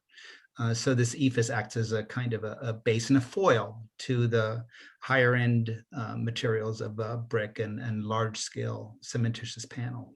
Rolf, thank you. Mr. Popoli, go ahead, sir. No, I appreciate that response. And I do feel this is definitely leaps and bounds ahead of the original design. So I appreciate the reduction of the ephes. I just wanted to kind of understand better why the continued use. It makes sense for the ability to change the colors if need be going forward for rebranding. And then just one last question. On the rear elevation, where there's a kind of a lot of just blank space, I know that there's probably no windows that are there, but was there any discussion of putting kind of false windows or frosted glazed windows to kind of break up that kind of monolithic looking rear side of the property? There was actually, that was one of Mike Sinesi's points in his review, that it seemed a little bit too industrial and too simple. So and of course, as you know, the buildings back towards that area are quite industrial and big box. There's everything from a Pep Boys to that, just a whole range of buildings, but nothing with really any sense of scale. So what we've done now is refine that to where we've got a simple massing of verticals and horizontals that play well against each other.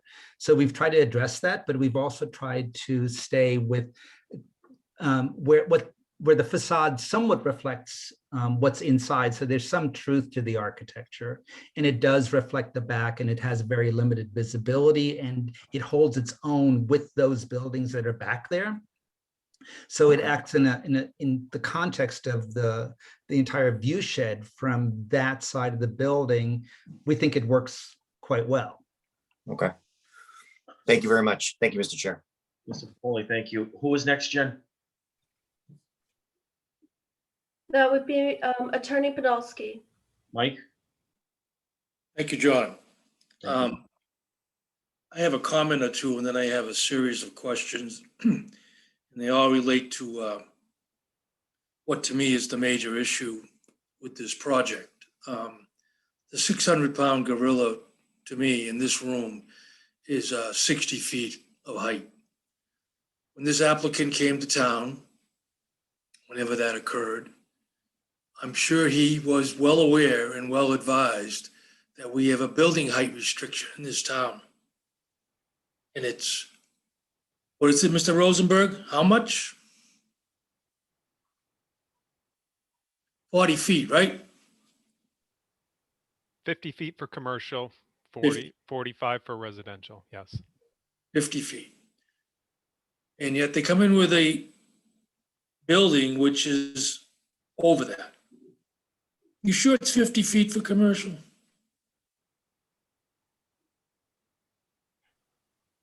Yes.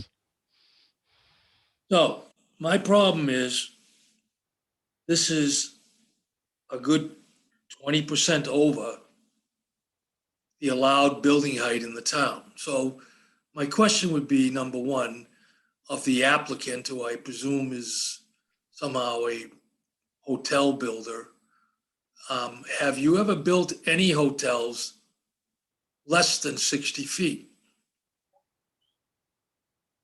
Question to the applicant. We have. This is Chris Cresilius. And why are you proposing 60 feet in this hotel? You could build it at 50. Well, I'd like to have our engineer discuss the soil conditions and the site conditions a little bit. the site is very constrained and constricted. A lot of it's due to soil conditions on the site, which I could have Mr. Carr get into more detail, but that had a large bearing on our decision, because it does have a major impact on our site and the costs of construction. Well, that doesn't, I don't follow your reasoning there at all. I mean, you chose the site, so you have to build on the site you chose. So you're asking the town of Dedham to waive its zoning code and allow you to go 10 feet more than we routinely would allow. So I'll move on to my next question. The picture you showed of the building was taken, of the building superimposed on Eastern Ave, was taken from Route 1. Route 1 is the only place around this hotel that is is uphill from this site. The only place. So I want to see pictures of this building superimposed on the site when I'm standing on Memorial Park on Dedham Day. I want to see pictures of this site when I'm standing on Leechmere Road. I want to see pictures of this site superimposed when I'm standing at Papagino's Plaza. Because to show it just from the uphill portion of Route 1 is not, it's almost disingenuous. Show it from the level ground, what we're looking and seeing, not from the uphill side.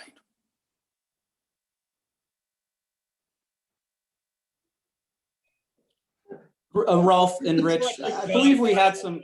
No, well, 1 second. No. Mr. Podolsky. So those were declarative statements. Go ahead. So when he is making a request. Right, you made a request. Mm-hmm. Go ahead. He hasn't asked you a question yet. Go ahead, Mr. Podolsky. Is the project viable without 6 floors? That is a form of a question to the applicant. Yes, thank you, John. We have not directly studied that to give you an answer on the spot. Go ahead, Mr. Podolsky. Did you discuss building height with the town consultant, either McMahon or Mr. Senesi? To the applicant? Yes. Directly, no. I mean, they're aware of the height. We did discuss building height in terms of the context and the visual context. And that's what drove Mr. Senesi's comments about the making some material changes at the top level to mitigate that visual impact. So we get the appearance of a collage of buildings like you would in a cityscape. And I think it's actually very successful in mitigating that height. To address your previous question, I think this building is already in this format, pushing the bounds of economic viability for a hotel. A hotel has about a 6-year ROI that's built in as a rule, because that's basically the length of a franchise agreement. So they look at those kind of returns to make their numbers work. And because this hotel is in a wetlands area where we have to elevate the hotel to allow any kind of, when there's a floodplain situation, that the water can actually go underneath the hotel, that adds a tremendous amount of expense. And with the poor soils, there are a lot of deep foundation systems required. So to make it viable, it's very important to mitigate the size of the footprint to make that work. It also then, of course, leaves more parking that's available for the surrounding uses.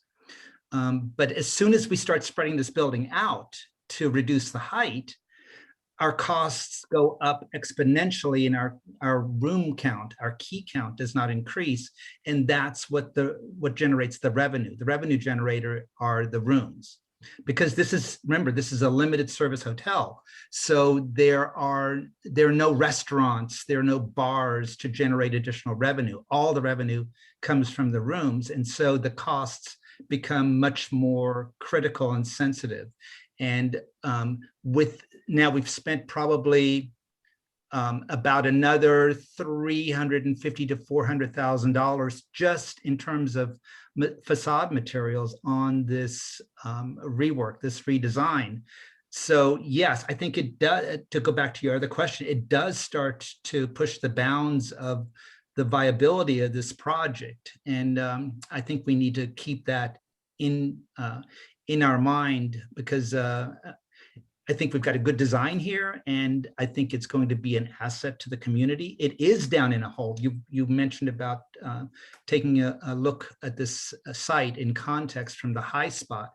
I drove around the site from a number of different vantage points. I had a tough time finding a good, clean view shed from all the buildings between Pep Boys and Papagino's, and there's no really good, in fact, even the rendering that Rich put together, you can see there's buildings in the way, there's power lines. It's tough to get a clean shot and view at the building. I think these renderings here are probably your best example. For example, that one at the top left as to what you would see from, say, over there at the VFW hall. Thank you, Ralph. We're going to move back to Mr. Podolsky. Thank you, sir. Go ahead, Mr. Okay, Podolsky. thank you. Thank you. Thank you, John. Thank you, Ralph. I'll take a look when you give me pictures of from where I asked, because I think the building is going to look a lot bigger when you're standing on level ground looking at it than standing uphill and looking down at it. And that's my point. But the bigger point is, waivers under the zoning bylaws are not necessarily supposed to be given out without good cause. Now, you chose the site. You chose a site that has bog. Well, so the town of Dedham is supposed to go past its bylaw because you have a bad site? Maybe, maybe not. But I thank you if you will get those renderings or pictures superimposing the building on the east, west, and southern side, so we can really see how big this building is when you go driving by. And then I'll obviously keep an open mind till then. Thank you very much. Mr. Podolsky, thank you. Next person, Jen. Yes, Sorry. Mr. Chairman, Ms. Porter. Ms. Porter. Thank you. Okay, so Mike or Mr. Podolsky, thank you for raising the question of pictures from other angles, because that was on my list, so I appreciate that. I share some of the questions about height overall, although I'm hoping that we're going to, as we keep going in these conversations, there's going to be talk about connecting along Wiggum Pond, et cetera, that's going to make that a useful trade-off. So I'll just plant that, and other pedestrian improvements connecting to Legacy Place and Dedham Square. I have a couple questions. I appreciated your responses to Mr. Popoli about the back of the building, but I'd like to raise that again for a couple of reasons. And one is, so I hear you talking about grounding the building in the context, and kind of the front of it grounded towards Dedham Square and the back grounded towards the big boxes. And as much as it's in the hotel industry's practice to kind of want to stay up to date and current, with the current trends. I expect those big box stores, some of them aren't going to be there in 10 years. And I think what we're looking at now at that back of the building, that is actually not going to change, right? You're not going to in 10 years go and add false windows or actual windows or create a step back where there isn't one now. And so when I look at the back of that, I see a lot of massing that's particularly, that really isn't in keeping with what I think Route 1 will evolve into over the next 5 to 10 years. I think, it's hard to predict exactly, but I'm guessing Best Buy isn't long for this world. I think some of the others will change, and certainly we have, even Pep Boys recently came in of their own accord to do a major facelift of their frontage and signage. So I think the back could look better, and it's the combination of the massing, since it's not stepped back at that elevation, or at that view, as well as not having any of the windows. I do appreciate that middle band, and I think that is helpful, but I think that is a big mass, and so I would like to see, as Mr. Podolsky said, how much of that do you see from Papa Gino's or Pep Boys, how much of it goes over and how big does it look? Because when I look at it like that is, I think, not an attractive view for the town or for visitors to the town when they're driving by. And I think in the past, this board has, has just learned that it's really important to be looking at the backs of buildings, particularly when they're large, because they do loom over. So I would ask to see that, and I'd ask you to reconsider whether there's some other ways, if not to step back that top floor on that side, to decrease the massing on that side. So that was one request. And then another was, I know this isn't, I think because it's in this picture, I feel like I'm allowed to ask this question now, but in terms of the sign that's there, I guess I wonder, would that be, I guess, a series of questions. So would it be illuminated? Would you be requesting illumination of that? Would you need a waiver for that in terms of how high that is? And have you considered not having that? Because that to me is an advertisement or a billboard when it's at that height. And so I would be particularly concerned if it were illuminated. But even a non-illuminated, sign at that height does give me some concern. Yes, typically, most all of the hotel brands have illuminated signage. Signage is very, very important on a hotel because as opposed to especially an office building or another type of use or an apartment, in a hotel, everyone's arriving for the first time every time. So you really need to engage them and get them a way of wayfinding and knowing where they are. So in the view shed from the back here, you do have several buildings that are obstruct the lower half of this building. So that sign actually pops up over the top and lets someone know when they're coming down Route 1 as to where their destination actually is. Now, we could maybe get a waiver from the hotels to get a non-illuminated sign, but I think it's something that would be a benefit so that people don't circle this like a shark, but they know exactly where they're going and where they're coming into town for business and looking for a room they can focus in and know they've arrived. And there's not much signage on this building. It's only at the front and the back. It's actually quite minimized compared to what most typical hotels have. Mr. Chair. Ms. Porter. Thank you. So again, looking forward, I just find it hard to believe that in the next 5 years, people are looking at signs and not their GPS when they're pulling in. It seems like most of the people arriving, they're coming by an Uber, which is using their app and their GPS, or if they're in their car, they're using GPS now. I mean, I understand it's not everybody yet, but it is a lot. And so the height of this building, I mean, I guess one of the questions maybe to ask in terms of pictures is, so hopefully you have a list. So we've got Memorial Field, Papa Gino's. I would add the Keystone lot to see what does it look like from the Keystone lot. And then, if you were at the intersection, like at the Fairbanks House intersection of East and Eastern, I'd be curious there because it's the height of it. I understand we want to make sure that your customers, have adequate wayfinding to find the location. I'm not convinced that this is necessary for that, but I also think that we really need to take into account how an illuminated sign at that height is going to impact the residences around. So that's why I'd be curious around kind of at the Fairbanks House intersection, maybe also Dwight Street would be another one behind Town Hall, because I'm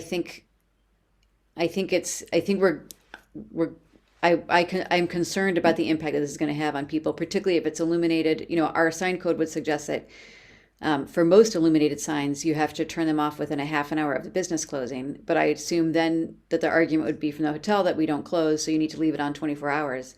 And that's a lot for someone who's living on Dwight Street to look at, 24 hours a day.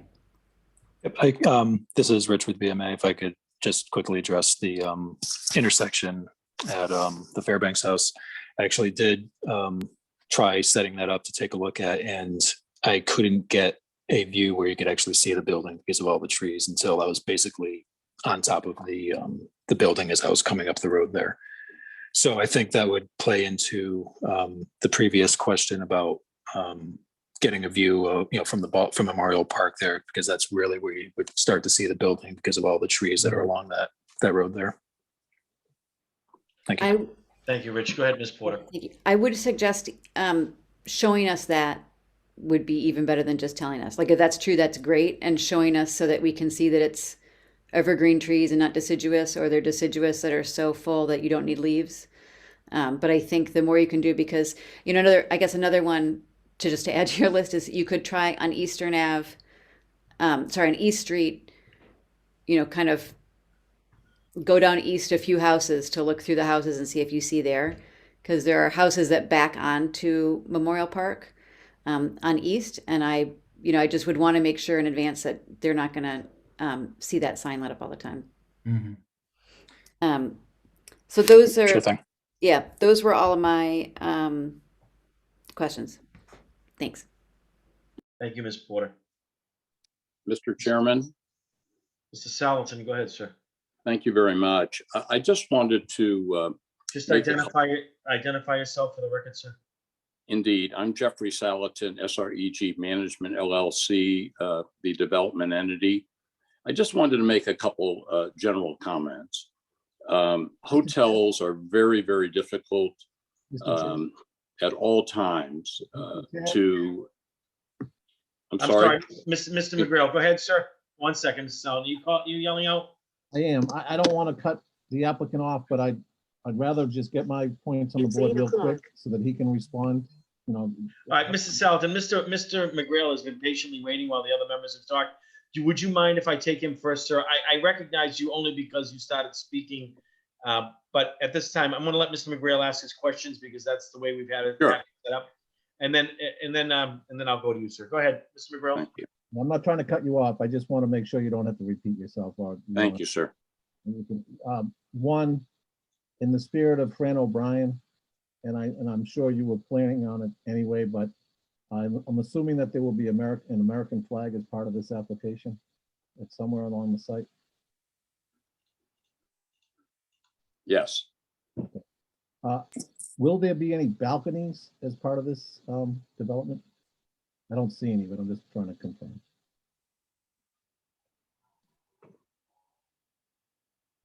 Okay. Is the answer no? I'm sorry. Is The answer is no.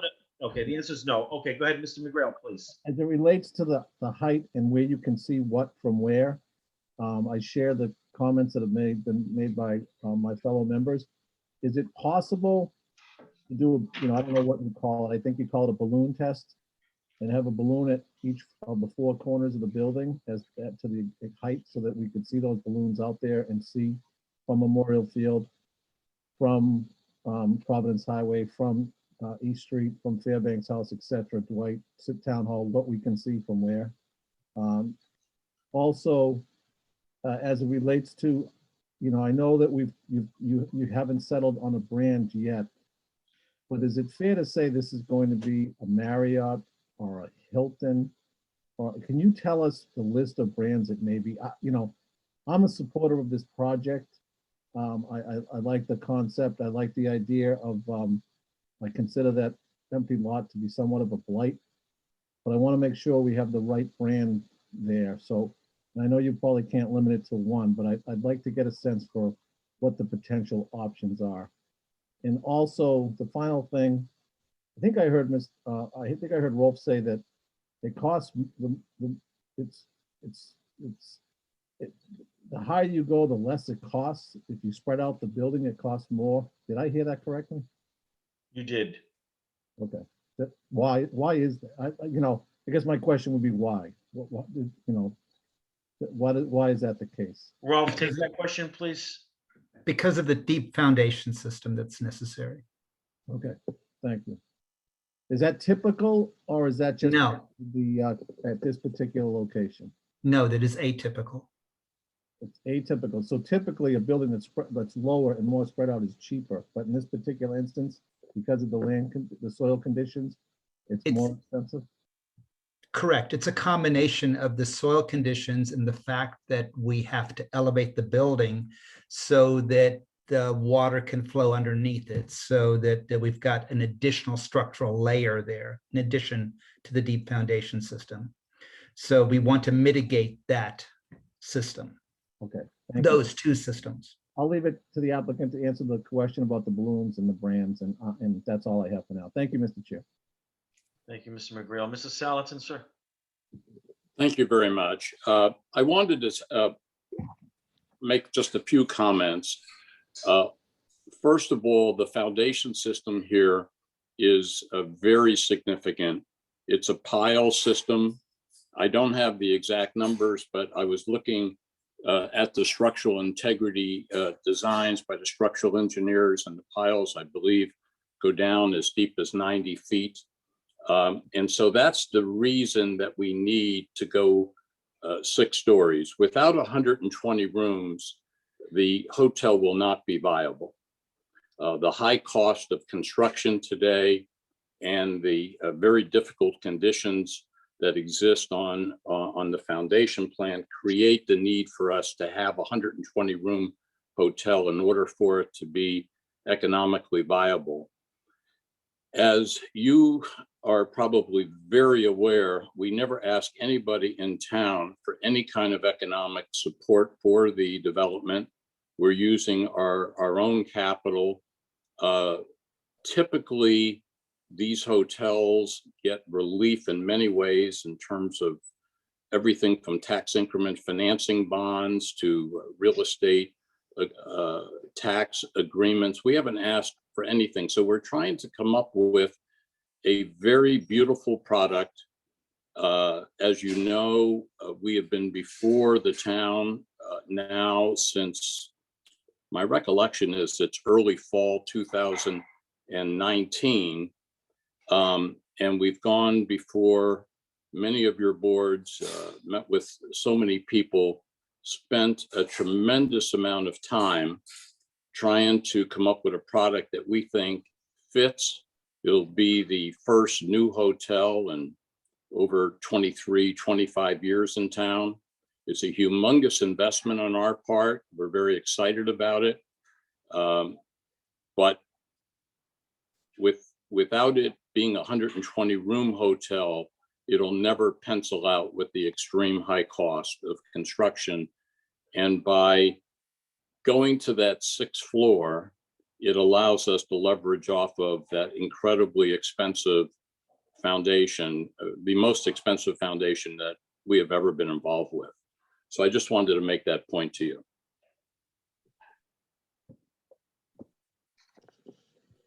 Were you able to hear me or did I lose you? We could hear you. Yep, you're good. I'm sorry, were you able to hear me? I didn't hear you. Yes, I heard you fine. Mr. Chairman, I'm sorry, but you were muted.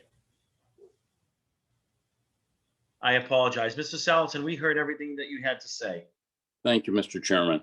Mr. McGrail, do you have any further comments? Well, I just wanted to get I thought Mr. Salatin might answer my question relative to the balloons at the four corners of the building and the brand question that I also asked. Well, I think we can certainly address all of that in the upcoming week and a half, 2 weeks ahead of us with our team and see if that's all something that we can deal with in terms of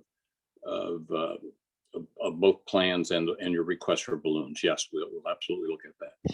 Thank you. Thank you, Mr. McGrail. Any other members of the board wish to be heard? Mr. Chair, just one last question. Paulie, go ahead, sir. Thank you, sorry. So Mr. Salatin and Chris, quick question. So when you're saying that the project doesn't pencil, is this project part of a fund or is this in a standalone investment? Well, in the world that we're in today, it'll be put into a single purpose entity. Okay, and so there are with our own capital and its own debt obligation. So there are return metrics then for your investors that need to be met for this project. Without a doubt. And so I guess what we're trying to, or looking at is when you're saying 120 or less wouldn't be viable, it just isn't meeting your return metrics, or it just lowers your return metrics to something that you guys don't feel is feasible? I don't think economically it'll be feasible. At 120 units, we can make it work. For your return metrics to your investors? Well, it's not only that, it also, you know, today the debt service coverage ratio for hotels is very high, and the loan to value that hotels lenders are putting into their commitments are very low to value. So the amount of capital that has to go into this is very substantial. And for that, all we're looking for is a reasonable return on our capital, not, you know, not some kind of an extraordinary return. Okay, thank you very much, sir. Thank you, Mr. Chair. You're welcome. Well, thank you, Mr. Moley. So, members of the development team, the majority of my questions and comments have, you know, I typically go last, have been addressed by my colleagues, consisting of the building height and the ephes and the signage, etc. So in the past, we have done a balloon simulation where on the four corners of the building, balloons were put up to demonstrate the height so that folks could see what they are actually going to, how much of the building and how much of the height they're going to see from specific vantage points. So I would appreciate if you could consider that. Recently, we did that with Hebrew Senior Life, and it turned out to be the build out turned out to be perceived as less impactful once the community got a chance to see the height from the different vantage points. I always ask about American flag on the site. Historically, if you notice, they are up and down Route 1. There's nothing in our bylaw that requires you to do so, but I would highly recommend that you put one on your plan. I know there isn't one there now. Just echoing some of my colleagues' comments. Mr. Podolsky's discussion regarding the height, 60 feet. It is down low, but it's only down low from where you look at it from Route 1. Certainly, it's on grade for a good portion of Eastern Avenue. Just looking at my notes here, because I don't want to repeat things that my colleagues have mentioned. I will go to the building design. Would you mind putting the building design up there? And I know, Sure, one moment. and I do realize that the team has gone through significant efforts to have that building evolve from what was originally proposed to where it is today. And I know that came with the willingness of the applicant, as well as the assistance of Mr. Sinisi. So I'm waiting for you to get that building up there. And just the newly proposed one, we don't need to see the side by side. Okay. Just waiting for this to, okay, here we go. Now, I don't know how my colleagues feel about the building design, because the majority of the discussion was about building materials and height and signage, et cetera, et cetera. I will echo Mr. Popoli's comments regarding the use of styrofoam with a skim coat finish on it. I've seen it on multiple buildings in the past, and at a 10-year period, it just looks terrible. Minimizing any use of EFS on that building would certainly be appreciated. But for me, I'll talk about design. For me, the building is much, for me, and I'm not a designer, but I do have eyes. And for me, the building is much too modern for me, for that site. And with all due respect, it looks like that, to me, again, I'm only giving you a one person's opinion, it looks like a parking garage. So, and I say that with all respect, because I know you've worked hard to get it where it is. Does that mean I'm not going to ultimately vote it affirmatively? That's to be seen. But I just think the building, and I know you've used design guidelines from that. I'm a traditionalist more than anything. I don't know how my colleagues feel. I'd like to hear how they feel about the overall design, because that's what we're here to talk about. How does, not so, we can talk about height and signage and all of those things that wraps around design, but what does everyone think about the way the building itself looks? You may have a significant different opinion of what I do. I just think the building is awfully commercial looking, and it's just there. So I don't know to what extent anything would change. I mean, while you were presenting it, I did look on photographs online of new hotels that have been recently developed across the country with approximately the same number of rooms. And there have been a lot of those hotels have been built with a less boxy, more gable-y, more overhangy, residentially feeling approach. So that's my major comment on the building design. I would be curious as to what my colleagues think about it, think about the design itself, because I think that's what we're here tonight to discuss. I think Mr. Podolsky's discussion or points relating to building height, you're going to go to the Zoning Board of Appeal. You're going to seek a variance for the building height. I guess we will have to deal with the building according to what the Zoning Board of Appeal ultimately rules. I'd like you to look at the building if you could. I know you've spent a lot of money and a lot of time and a lot of effort on the design. I'm only one person. I'm sure I will get calls tomorrow from the citizenry who have, or either watching on TV or watching over their computer about the design of the building. I have spoken to many members of the community about the initial design, which certainly is improved without a doubt, but not only materials, but in overall, I will say that. But I will leave you with that. That's how I feel. I think 90%. I have a list of about 12 bullet points here, but they've all been, for sake of time, they've all been covered. The majority of them have been covered by my colleagues. I'll leave it there. This is a public hearing. The public has a right to be heard. At this time, I will entertain anyone from the public who wishes to be heard as it relates to the building design, the building height, the signage, et cetera, any other topics that we've touched on this evening. You need to use your raise hand feature, and Jen Doherty will let me know if you wish to be heard. If you do, would you kindly state your name and your address for the record? And you'd need to unmute yourself when doing so. So at this Mr. Chairman, before you receive members of the public, Mr. O'Brien had his hand raised.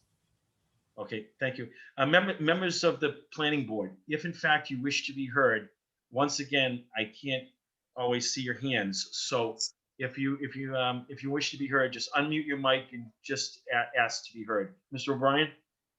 Thank you, Mr. Chairman. I want to thank the applicant for putting in the extra effort in the design. I appreciate also the fact where you're trying to bring in, aspects of Dedham and its history and the looks that make up Dedham. I do appreciate it. As my colleague, Mr. Bethany, looks on the building, for some reason, I'm finding something missing as well. I don't want to say I can't put my finger on it, but again, it's what you see. And again, I don't want to take away from in your effort and the expense that you've placed in this. I mean, the only closest thing I can get to is that there's actually another applicant that's actually coming in on after you on Bridge Street, and that architect basically he brought in taking a dilapidated building, and the design he put in there, as soon as you looked at it, everybody just went like, wow. So whatever that factor is, I can't articulate it to you at this particular moment. But again, I just want to say, I do appreciate, your efforts. The only thing I, as far as the height goes, I think maybe I can, confirm what you're talking about. I don't know if you know my background, but I'm an iron worker by trade, and I'm also a bridge inspector. So that soil being in for what it is, and the piles being needed to put in there in order to support it, I can understand why your building has to be that particular height in order to make, make everything average out. So I see what you're saying in that. So I just wanted to just to put my, what my views are, and then we can move on from there. I guess with the public, if they have anything they want to say. Thank you, Mr. O'Brien. Ms. Doherty? Jen? Yes, Miss Sarah Smeagol would like to speak. Sarah, good evening. Hello, thank you. Let me turn on my video. You can see the alphabet behind me. I want to thank everyone for their time on this. I appreciate the comments that the planning board has made so far. Sarah, I'll interrupt you. I just asked that you state your name and address. Oh, yes, I'm sorry. Sarah Smeagol, 150 Monroe Street. I agree that this design is much better. It's not great, and I echo Mr. O'Brien in saying that there's no wow factor when you look at it. Like when I saw your landscaping plan, that I was really like, this is going to be amazing. But the building itself, I'm not having that same reaction. And I think part of it is that the big box stores were used as an influence in the design, and I really think that you should move away from using that for reasons that Ms. Porter stated. I go to Dedham Acupuncture, and so it looks like I would be seeing that big wall facing me as I go in there for appointments, and that's just a horrible thing to stare at, and it's just going to be looming over everyone in that plaza and the other tenants in that plaza that are your tenants. I don't know why you would put that facing to them. I also did not appreciate, as Mr. Podolsky said, that the photos showing the approach from it taken from a hill viewpoint. Very disingenuous there. It's going to feel really big when people are down there near the hotel and in Memorial Park and in the plaza there.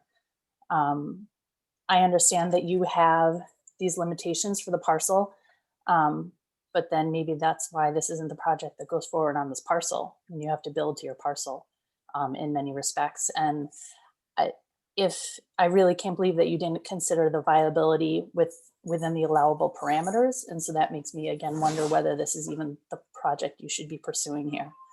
I am concerned about the glass. Oh, sorry, my dog and cat. I'm concerned about the glass at the top for any birds, particularly migratory birds. Sorry, can you hear that at all? Or is... Oh, we can hear it. Sorry. Reinforcements are coming. I'm concerned about the glass at the top. Oh, sorry, hold on a sec.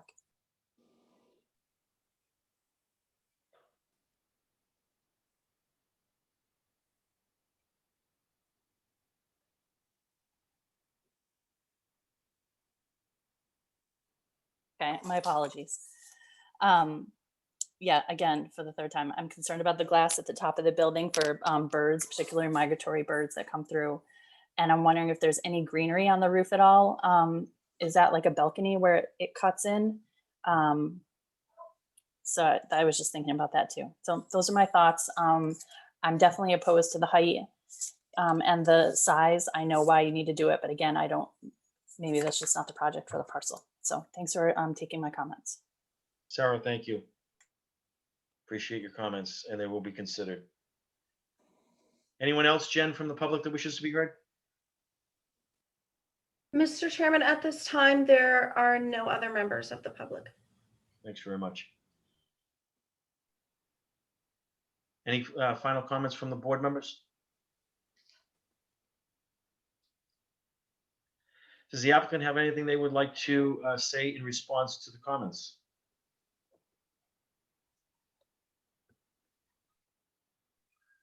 Mr. Chairman, Mr. Salatin, sir. as we pointed out from the beginning of this process, the exact brand of the hotel has not yet been selected. However, it will be either a Marriott product or a Hilton product. And in looking at their products for this particular site, you have initially some building guidelines that they provide us. So when we hired our architectural firm, we asked them to take the type of Marriott and Hilton product that we thought would work at this particular business hotel site and begin addressing the unique characteristics of the Dedham Square guidelines. And then we worked with Michael, as you know, to try to improve upon that. The what we have before you today is not the 100% final product. We appreciate your comments this evening. We'll continue to discuss this even in concert with the peer review architectural firm that Michael is a director of. But a lot of work has gone into this and a lot of thought has gone into this. And you probably have also noticed the timeline has been very long. So we've done a lot of work, spent a lot of time, and are very excited about being part of the fabric of Dedham for a long time. We've made a big investment in buying those older tired properties that is the Papageno Marketplace property, and we're looking forward to completing this project by building this business hotel here. So we'll continue to take everything you and the other members have pointed out to us, and but we would like to bring this to a conclusion so we can start planning on making this development a reality. But we'll take everything that was discussed here tonight. We'll consider it immediately. Thank you, Mr. Salatin. Mr. Hampi, if I could. Your plan for progression through the review from here? You're muted, Kevin. Yeah. Can you hear me now? I can hear you. We can hear you fine. Based on the comments that we received from the board, and we appreciate the comments. As you know, this has been a long process, and it's very important that we understand the board's position regarding the design. And they came up with a number of requests this evening, mainly regarding the having some pictures taken from different other positions around the property, the idea of balloons, and a number of other issues that I wrote down. And I definitely think that the team will be getting together in the next day or two and discussing these items. What I'd like to do is ask this matter to be continued, probably for the next meeting, which I believe is in June, the first or second week in June, so that we can then come back to the board with our ideas in response to the various questions that the board brought up tonight. Thank you, Mr. Hampi. We will talk about a date certain for continuation in just 1 minute. But before we go, I do like to leave the applicant with some clear direction. So at this time, I would ask to poll the members with the following question: notwithstanding the height or the need for perception of windows in the back of the building, the overall, and not considering the height, not considering the need of the perception of need for windows or simulated windows on the back of the building, not considering either of those two things, the overall building design, if you can put that up one more time, please. Then we're going to move on. Mr. Rosenberger, if you can think while we're doing this about a next meeting, a next hearing date. So not considering the height and not considering the need for simulated windows in the back of the building and not considering the signage. Does each board member, do you believe that this design is acceptable? You can say you haven't decided yet, and that's a fair answer. Or do you think that you haven't decided yet? Is it acceptable? Or do you think it needs work? And if so, what type of work? Who would like to first answer that question? Because I would like the applicant to leave with with a reasonable level of understanding as to where each board member stands. So would anyone like to answer that question? Would anyone like to provide their opinion?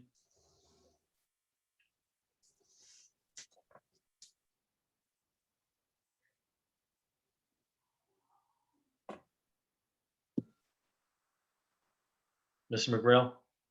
Mr. Chair, I think it's kind of been said. I think that the comments made by the members of the board and the public, you know, we've made significant progress since the last time we saw the design. There's probably some tweaks that can be made here from a design perspective. I think the applicant said they were going to go back and look at some things, and they've heard what we've said this evening. And my expectation is, you know, like as I said, we've made significant progress. We're heading in the right direction. I look forward to what changes and tweaks they make for the next meeting. Thank you. Appreciate that, Mr. McGrail. Mr. Podolsky? Thank you, John. I really haven't considered the exterior design of the building as yet, so I'm going to leave that open. Thank you, Mr. Podolsky. Anyone else? Ms. Porter? Yeah, I would echo, I think, Mr. McGrail's sentiments. I think that it's come a long way. I'd say on three sides, think the design is acceptable, and I don't mind the modern sensibility. I appreciate that, Ms. Porter, and I know the applicant does. Thanks. Mr. McGrail, Mr. O'Brien, anything you have, or Mr. Popoli? Otherwise, we're going to move on. Yep. Popoli? Mr. Chair. Yeah, so, you know, in looking at this compared to like an AC Marriott or a Hampton Inn, I do think that this design does look good in comparison to kind of, you know, those Garden Inn, Hampton Inn brands of Hilton. So as Ms. Porter just said, I don't mind the modern look of it on the three sides. Thank you. Appreciate it. Mr. Chairman, I know the Hilton put a new hotel down in Brookline Village, and it's pretty much reflects sort of the Dedham situation.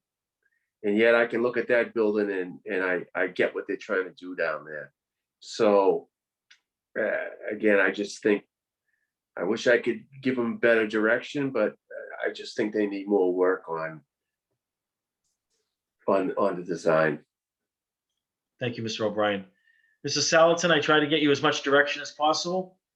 So we will meet again soon. Mr. Rosenberger, we have an availability for a continuation of a public hearing in the near future?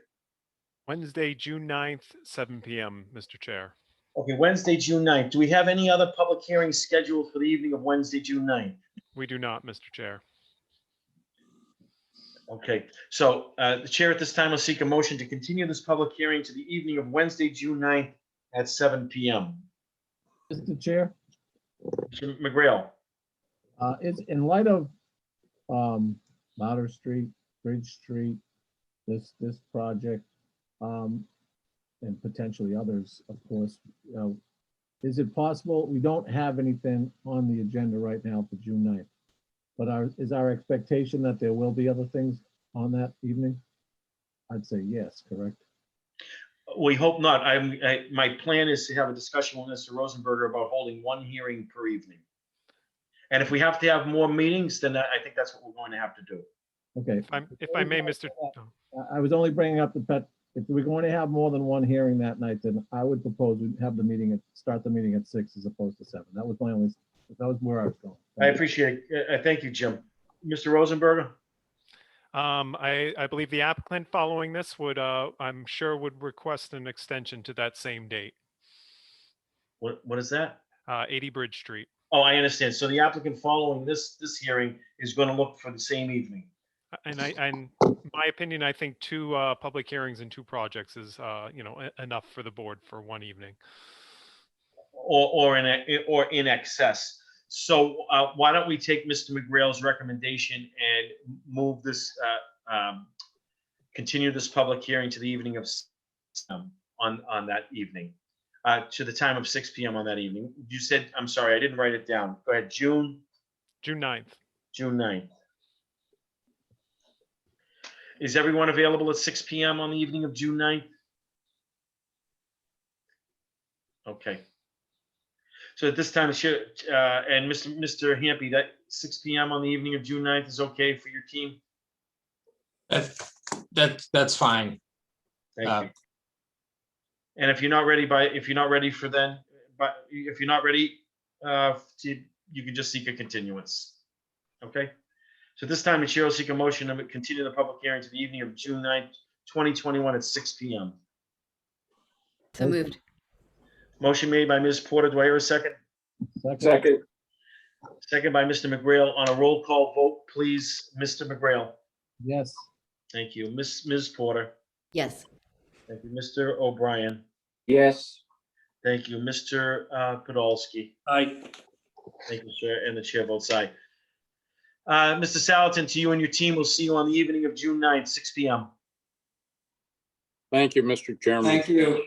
Thank you all. You bet. Bye. Thank you.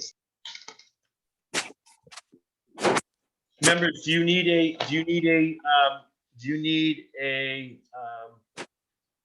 a brief recess in between? Bathroom break, how's that? Okay, so at this time, everyone's gone. At this time, I would ask that the next, Jen, if you could, while we're in recess, if you can elevate the team for 80 Bridge Street, Petrus Yellow Properties LLC. We'll take a 5-minute recess and reconvene at 8:40. Okay? Thank you.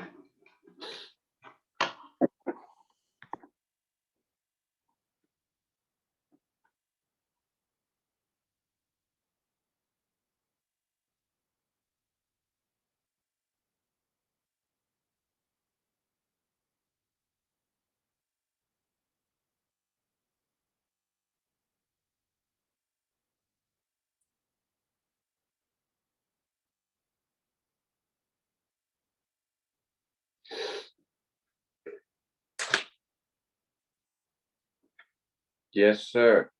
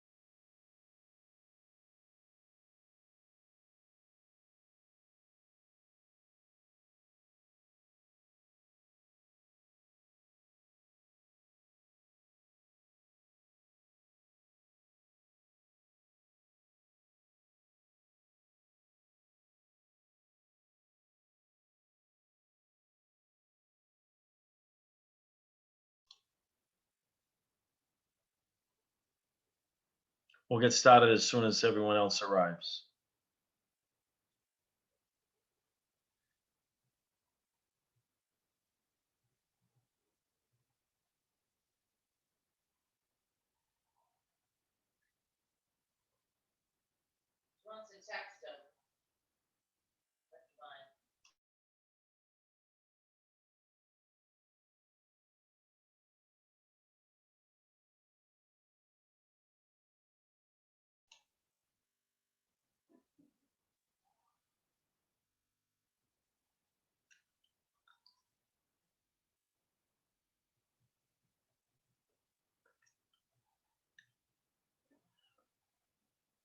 Jess, are you with us?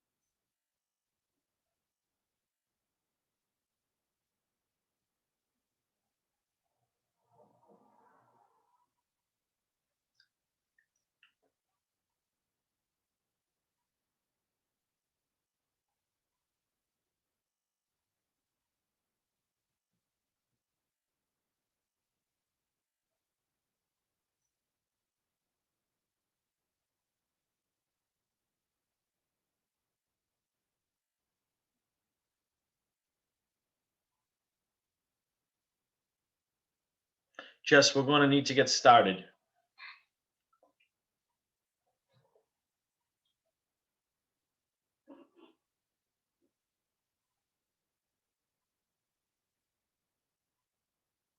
Sorry about that. No problem. Thank you.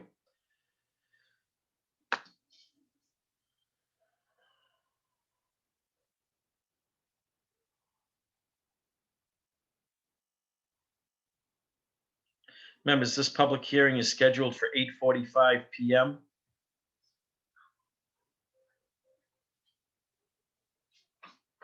It is a continuation of a public hearing from May 6th of 2021 regarding the property at 80 Bridge Street, a proposal from Petruzziello Properties LLC. It's a request for a special permit for mixed-use development project, special permit for work within a floodplain overlay district, major site plan review and associated waivers to construct a 4-story, 41 dwelling unit mixed-use development with 66 off-street parking spaces.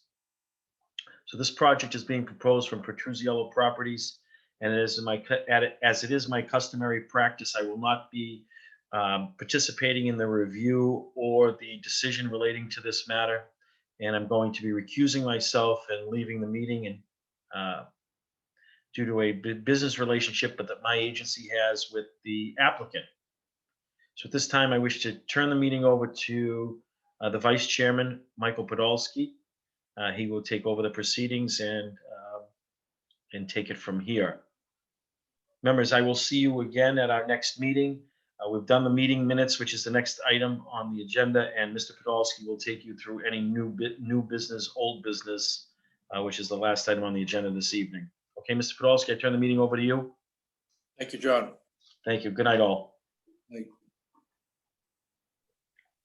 So if the record minutes of planning board would reflect that Mr. Bethany has recused himself from sitting on this hearing due to his professional relationship with the applicant, that he has turned off his video and audio and will not participate in this hearing. Ladies and gentlemen, as John stated earlier, this is a continuation of a public hearing which began last week.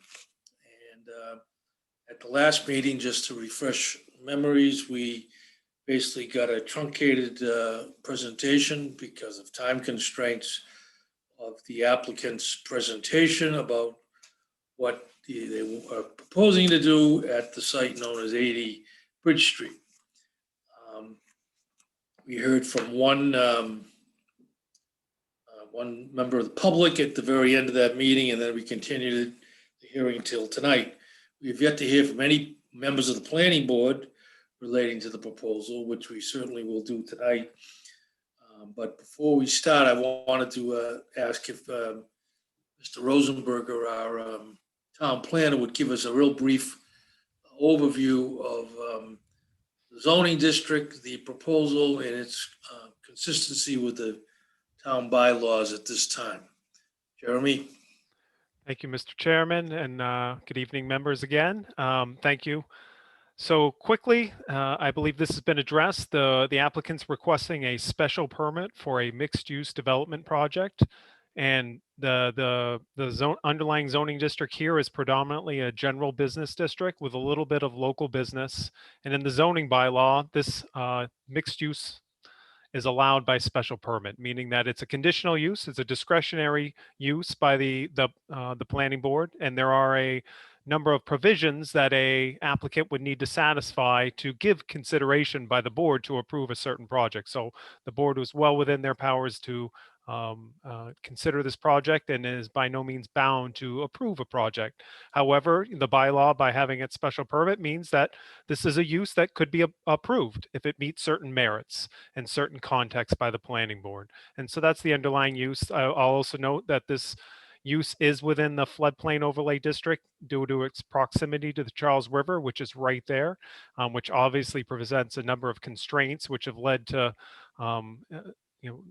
the site and its proximity, I believe, within 100 feet of a riverfront, which actually puts a large stranglehold on what you can actually do with the site due to the environmental concerns and the proximity to the beloved Charles River. As far as dimensional constraints, general business, they're dimensional, it's pretty flexible, but however, what the applicants proposed a building that would meet the height requirements, would meet the number of stories requirements. Most importantly, they've actually adhered to recent changes for mixed use developments. They're proposing step backs of the upper floors of 10 feet. And as board members may recall, this was a hearty discussion for buildings and ensuring that they are not these large masses on our ways, and that they actually step back to meet the fabric of Dedham. And so the applicants presented that and is definitely adhering to those guidelines. And maybe lastly, is no surprise, and I think that's a large discussion point, is for parking. Here, the parking ratio, the applicant exceeds that. They're providing, I believe, 66, and underlying through the parking analysis, they would need to provide 61. I apologize if I got one or two wrong, but they are meeting the underlying parking bylaw and the requirements of the zoning bylaw. So that's just in a nutshell, board members, of the major regulatory authorities and provisions that will guide the board and its decision-making process. Thank you. Thank you, Mr. Rosenberger. Just a note for the record, due to the absence of John Bethany by recusal, I do note again for the record that our associate member, Drew Popoli, is now sitting as a full member of a planning board for purposes of this hearing, and will be a voting member of the board at the time the vote is taken. Thank you, Drew. Mr. Zaka, do you have any quick additions to what you gave us last meeting?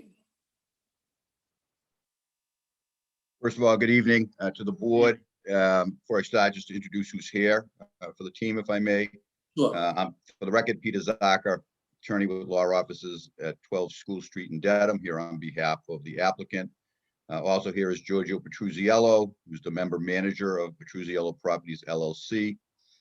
Mike McKay has joined us. He's the project architect with McKay Architects. John Guthrall is here, project engineer with GCG Associates. I believe Mike Carter is also with us from GCG Associates, but I didn't see him raised to the level of a panelist. If that could be checked, I believe he is on. We've got him, Peter. And Ken Cram with Bayside Engineering, the traffic engineer, will be joining us probably by phone a little later. He is finishing up another hearing someplace else, the wonders of Zoom. Just quickly, the only thing I would like to add is just to update everybody since the last meeting. I reported that we had, this project has been fully peer reviewed by McMahon Associates. I think I reported last time that they had sent us their report with 22, what they refer to as issues. And that was we responded to those. I think we responded to those 22 issues. We got our second peer review back, and if my numbers are correct, I believe we resolved satisfactory to the peer reviewer 18 of those. We've subsequently responded to the outstanding issues to McMahon Associate, and those, by the way, they're looking for further analysis on the crash data in terms of what the state's new design and how that may address some of the crash analysis that was done. They look for clarification to make sure that the 3 projects that have been reported as being in line in West Roxbury were included in the study, and whether or not they were included in the 0.5% growth factor. They were included, and then the growth factor was added. We clarified that. There was some, I think there was some site distance questions in there. And the last one was we needed to add an additional note on the plan regarding snow storage. The plan does show snow storage areas. Standard notation on the plan, standard condition in a decision is that if for any reason we have an unusual snowstorm and the snow cannot be accommodated on site, then the applicant is required to essentially truck the snow off-site. In addition to that, we did receive a report from the Department of Engineering, Dedham Department of Engineering. We have responded to all of his questions and comments. Most of what he had asked for were additional notations on the plans, which we have added. He did ask for a one-way sign, a stop sign, and a stop bar. Those have been added to the plan. I'm not sure this is in his report, but I should let the board know that he's requested a drainage easement from my client across the subject property. The current drain line from the adjoining neighborhood across Bridge Street actually currently runs through this property. For some reason or other, the town does have a drainage easement through the property, but it's not where the town's pipe is. So they want us to rectify that. So we've already agreed. We sent them a plan, which has been approved by the engineering department and town council. We sent them a grant of an easement, which with some minor tweaks has been approved by tweaking that we can, that we will be adopting. That's also been approved. And they'd also be releasing the current drain easement, which has nothing to do with the town's drain. So, and that would be put in, if this is approved, that would be, as many of the items in the engineering report would be put in as a condition of approval, because clearly my client can't grant anything until my client gets an approval and actually owns the property. But that would be a condition of approval. So that's essentially our update. I think Planning Director did a good summation of what we had presented at the last meeting. Thank you, Peter. One more note of process. This is a public hearing. Therefore, the public will be invited to participate at some point in time this evening. In order to participate, we're going to ask you to use, I believe, you can correct me, Jen, the hand up symbol, and then we will call you in the order of hand up and first up. So at this point in time, I think we probably, before we go to the board, I think we should probably hear, because we didn't, from our town consultant, Steve Finland, McMahon and Associates. Steve, you ready to give us your speech? Sure. Thank you, Mr. Chairman. For the record, my name is Stephen Finland. I'm a senior project manager at McMahon Associates. Our role in this project was to conduct a peer review for this application submitted by the applicant. And really our role is to just review the information to ensure that it conforms to all town bylaws. This includes the site plans that were submitted, as well as a full traffic study that was submitted by the applicant. And should also note that our services are being paid for by the applicant. And I guess, Mr. Chair, without being repetitive, I think Mr. Zaka sort of summarized where we're at in the process. We did identify the 22 issues, and I think these were talked about at the last hearing for a variety of items that we had. We've been working closely with the applicant and did get the information back on the remaining issues yesterday. So we're in the process now of looking at those issues that Mr. Zaka did mention in his introduction part of his role. So we're still looking at that. And our hope is that by the next hearing, that we'll have all these issues resolved, and also here to listen to any comments from the public and to take those into consideration as part of our review as well. So, Mr. Finn, are there any outstanding issues that have not been addressed yet between yourself? Yeah, so there's 4 issues that Mr. Zaka mentioned that they did respond to yesterday that we're still looking at right now. So as of right now, there's 4 issues, but our hope is that when we get through that review that if those issues will be resolved. If they're not, then we'll kick them back to the applicant and we'll request additional information. But our hope is that their responses do satisfy our what we're looking for. Okay, we completed your statement, at least for tonight, Steve. What's up? I'm sorry, Mr. Chairman. Have you completed your statement, at least for tonight? Yeah, I don't think I need to go through all the issues because I think the applicant went through that last meeting. So, and talked about the issues that we identified in our initial letter, the 22 issues. So, like I said, the applicant has been very responsive to our requests. Did get the information back to us yesterday. We submitted the information on Friday, so it was a quick turnaround. So it's been good to, get that responsiveness. And my hope is that, like I said, by the next meeting, we can have all these issues resolved. Thank you. So we'll go to Mr. McGrail first. I see his hand up. Go ahead, Jim. Mr. Chair, I know normally we hear from the members of the board at this point in time. I would request, and if the other members of the board, only if the other members of the board agree with me, that we go right to the public this time in light of the fact that many of these people stuck around till 10:45 last time, and it is 9 o'clock now. So in fairness to them, I'm not going to have any comments anyway until I hear from the neighbors. So I'd like to hear from them first if the other members of the board feel the same way. Thank you, Mr. Chair. I think that's a reasonable request. I don't think anybody's going to object. So, Jennifer, at this time, I'm going to invite members of the public who wish to comment.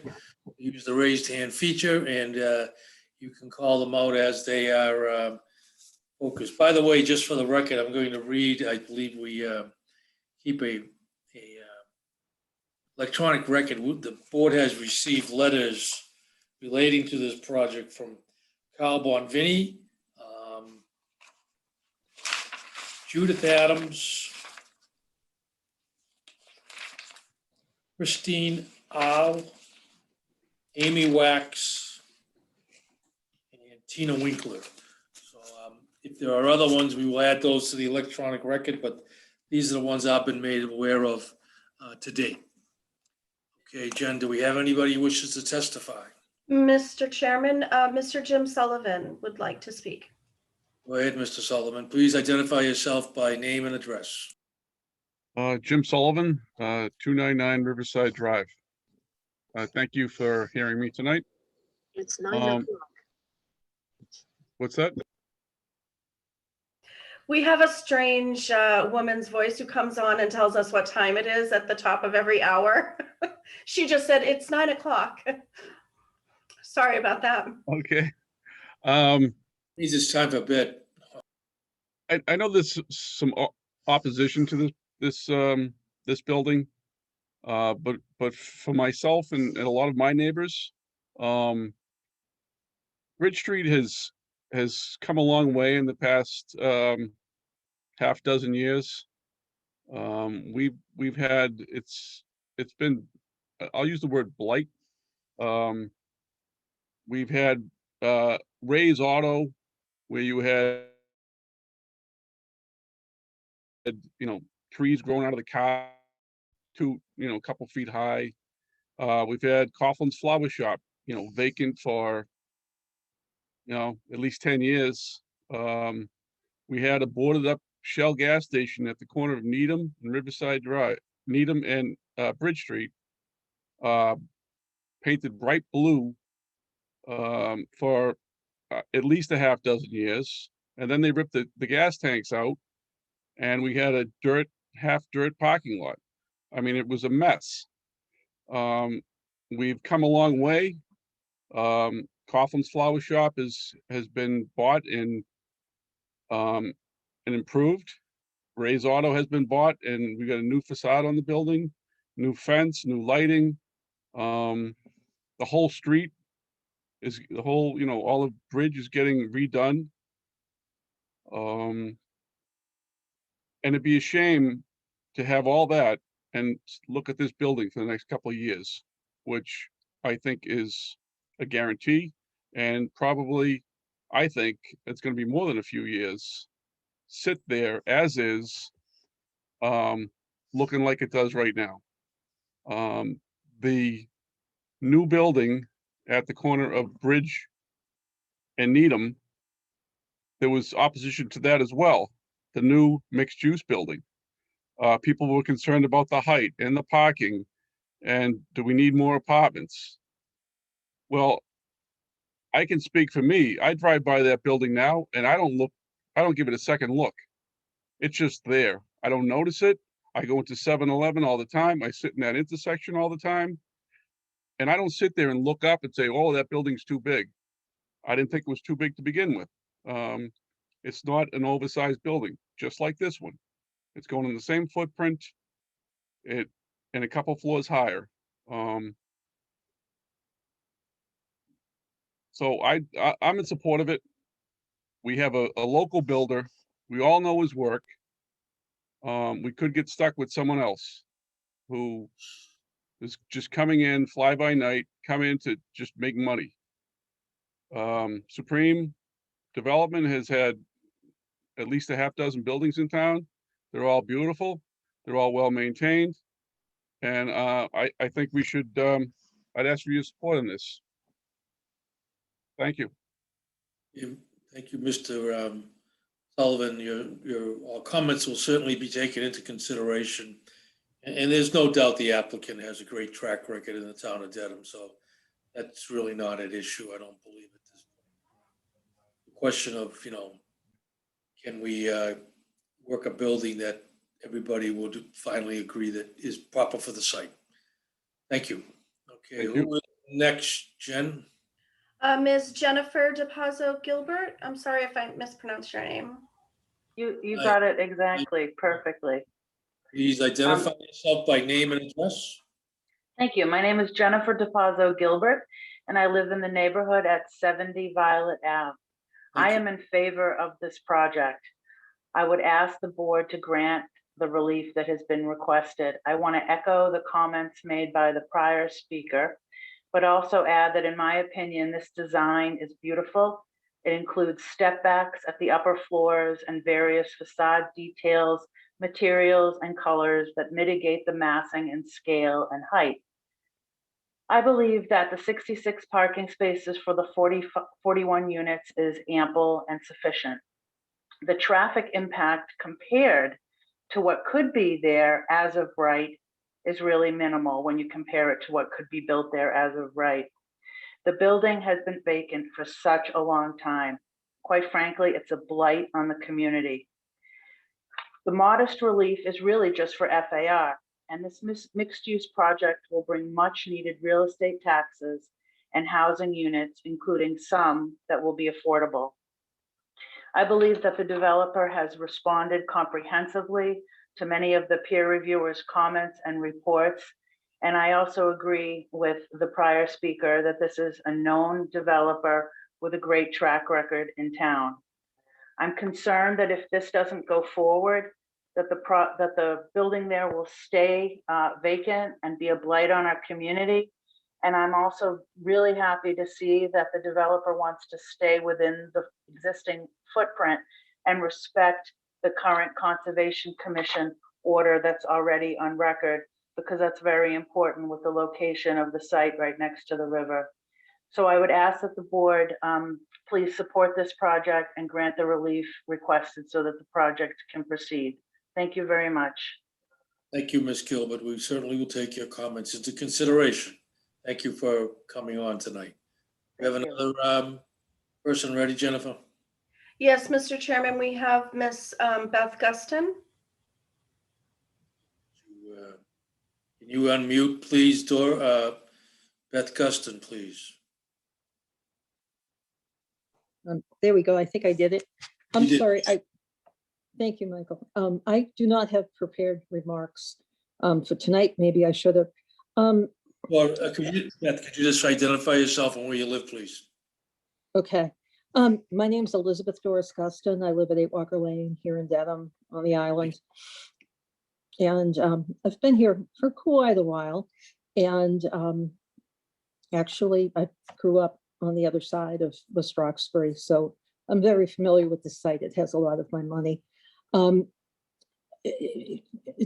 building as proposed is 4 stories. There is nothing in Riverdale that is this big. The 7 to 11 building, which is across the street, is 3 stories. And I believe that's probably one of the biggest buildings we have here. Jackson Construction, I think, is 3 stories. This building is too big for the site. It has no historic value to the site. The area was originally a canoe house.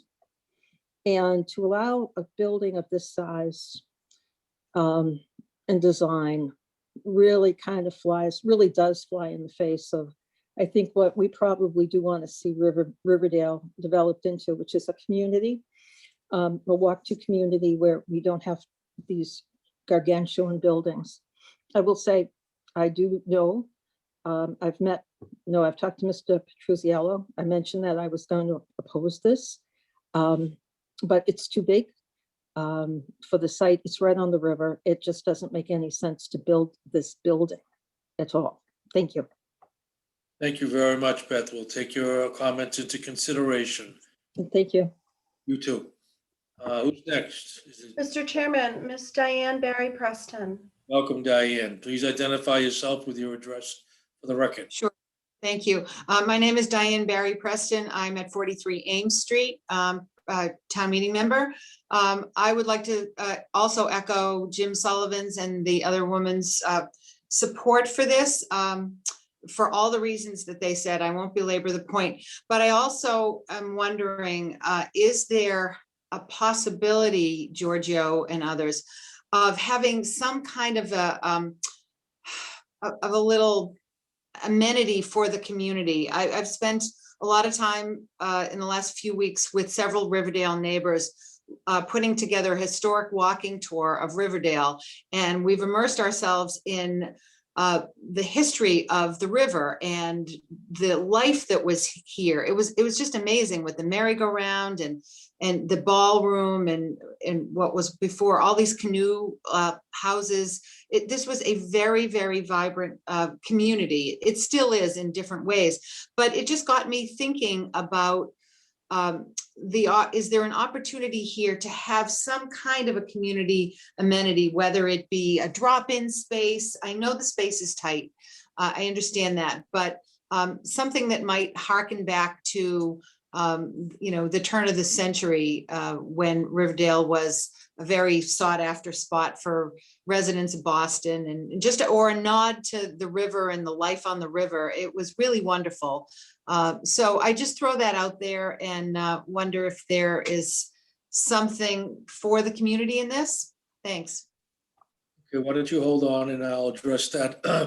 Mr. Zaka, do you want to try to shot that answer, or do you want your client to do it, or you're in charge? I'm very really in charge, but I will defer to the client directly. Giorgio. Yeah, thank you, Mrs. Preston. I think I'm open to a lot of any options that you can think of for, I'm all about community involvement, but there's one option that came to my attention was to have access to the river. And that is going to be hard to make happen because of the vegetation and the grade, and it's really all mud. There's really no access to the river, but I will take any suggestions you have and talk about it and see if there's ways we can do that. Well, thank you. So maybe between tonight and before we go to a vote, we can try to see if there's some options we can put into some kind of a certificate to allow access of the public or some kind of proposed access. How about, do you ever have a chance to speak to your neighbor on your left, Mosley's? They seem to have a lot of frontage along the river. Do you have any relationship with him at all that you could cooperate on to try to get into the river? Well, I know Eddie. I've never had a discussion with going into the river. I know in that section between the back of Eddie's building and the ale house on the corner. Right. That pretty much a grade there. There's no real vegetation between the back of Eddie's building and the river. But I haven't been there back behind Eddie's building in over a year, so I have to check that. But Maybe I could talking to the wrong person there, but you know, Okay. you don't know it, so obviously. So, all right, Diane, I think he's agreed that he will look into it, and we'll try to come up with some proposals and see if there's something we can do to get some kind of public access side behind next to the building. Thank you very much. You're welcome. Who's next, Mr. Bonvini? Mr. Chairman, yes, it is. Thank you. Hi, Carl. Welcome. Please identify yourself by name and address. Thank you, Mr. Chair. My name is Carl Bonvini. I live at 20 Breed Terrace, formerly Riverview Terrace. I'm a town meeting member, and my roots in this community, actually at this exact address, go back to my birth.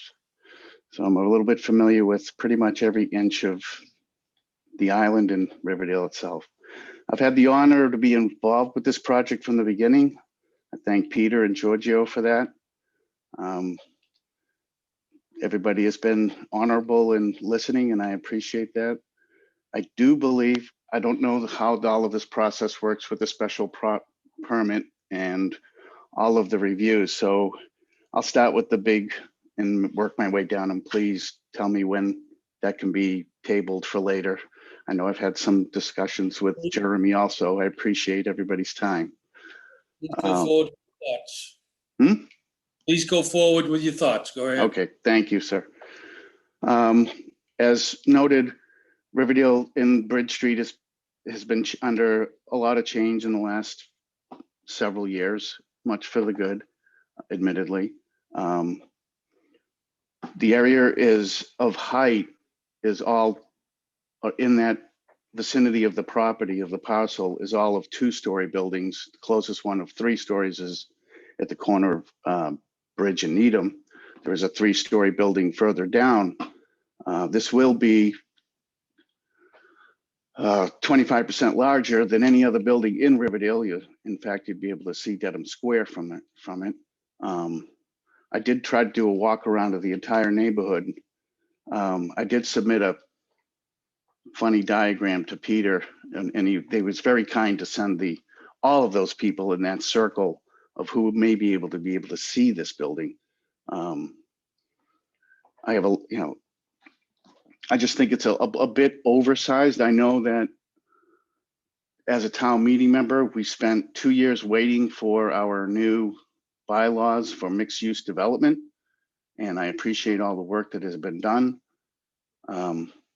And as one of at least the first building in Riverdale that hit this, though the proponent has been very creative about it, and has done some things that do meet those bylaws. He's asking for waivers that go above and beyond, such as apartments on the first floor, a waiver on the size of the commercial portion, and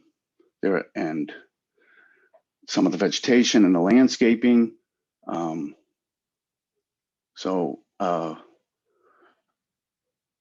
And under this review, there's also the traffic. I know that I haven't seen the report and I haven't read, I apologize, but we do have over 400 apartments within within a half a mile of this coming online into that intersection known as the VFW Parkway and Route 1 and 109, which is a Class F intersection, and our intersection at Bridge Street and Needham, I believe, is either a D or an F.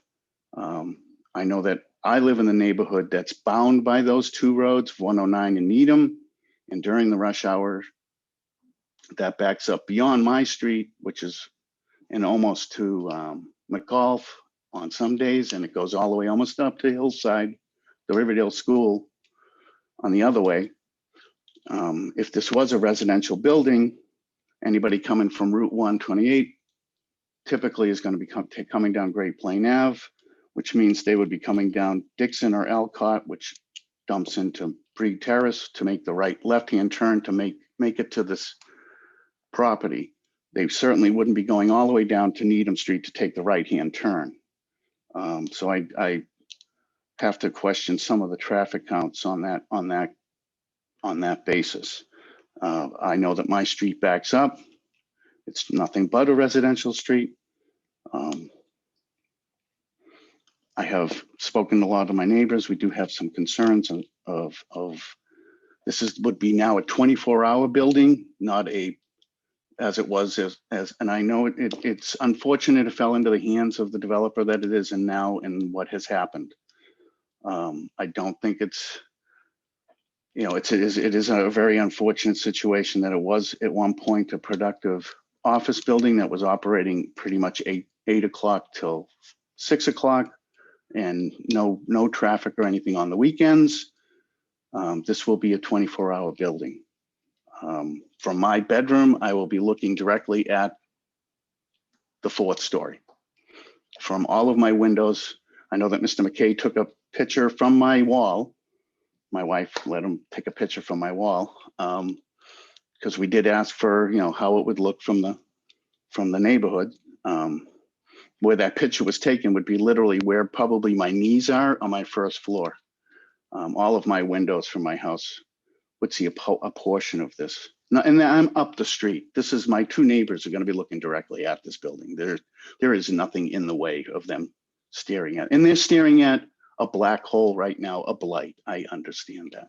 I'm not saying that this wouldn't be an improvement, but is it the improvement that this area needs? One of the other concerns to me is Eddie's property, Mosley's, which has property on both sides of 109 on Bridge Street.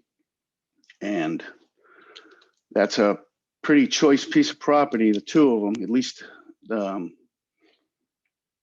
one on the, would that be called the southbound side, which is where the 7-Eleven is, right? The parking lot, that's zoned general business, but part of it is also zoned residential. So that may pose some issue in the future. And then the other part is on the river, which Giorgio and everybody now is discussing. It's in the floodplain, et cetera, et cetera. But I think the height that this sets, the tone that this sets for future development in that area is a little bit big for Bridge Street. Bridge Street by linear foot is a residential street. It still is a residential street. I appreciate you hearing me. I don't know if I'll get to speak again or if there is a chance to speak again. I'll probably keep my cards and letters coming. I know I've been talking with Peter. I know I'll be talking with Giorgio. I know that, I'm trying to be a good neighbor too. So I appreciate your time and thank you. Thank you, Carl. The hearing is not going to close tonight. So if something comes up between now and the next hearing date and you wish to comment, of course, you'll be invited to speak again. Okay. Thank you, Mr. Chair. You're welcome. Jen, next up is Mr. Mr. McFarland. McFarland, yes. Okay, please identify yourself for the record and your address, please. Okay, I had to go on mute myself. Scott McFarlane. I own McFarlane Energy 81 Bridge Street, 83 Bridge Street, 95 Bridge Street, directly across the street. I am probably the one that's most affected by this project. I am for the project, and I think Giorgio would do an excellent job, but I echo the neighbors, the direct neighbors, in that I would like to ask Giorgio if it's possible for him financially to do this, keeping it to 3 stories. I think that there's too many apartments there. There's not enough parking, despite the fact that the code says that if you're Why don't we stop there, Mr. McFarland? You've asked a question. So why don't we let the applicant or his counsel answer that question? I'd like Giorgio to answer. Financially at 3 stories. Peter or Giorgio? Pete, I can answer that. This is the bottom of the barrel, what we can do there financially to make this project happen. Unit count, size, this is not a fire sale. We're paying a lot of money for this property. So to put the quality in that we need to make this building a showstopper, as we call it, this is it. This is the bottom of the barrel of the project. So no, what we're presenting tonight is what we have to do. Okay, because I was going to be asking that question myself later on. So Mr. McFarland, I think your answer is he has to have 4 stories or it's a no-go.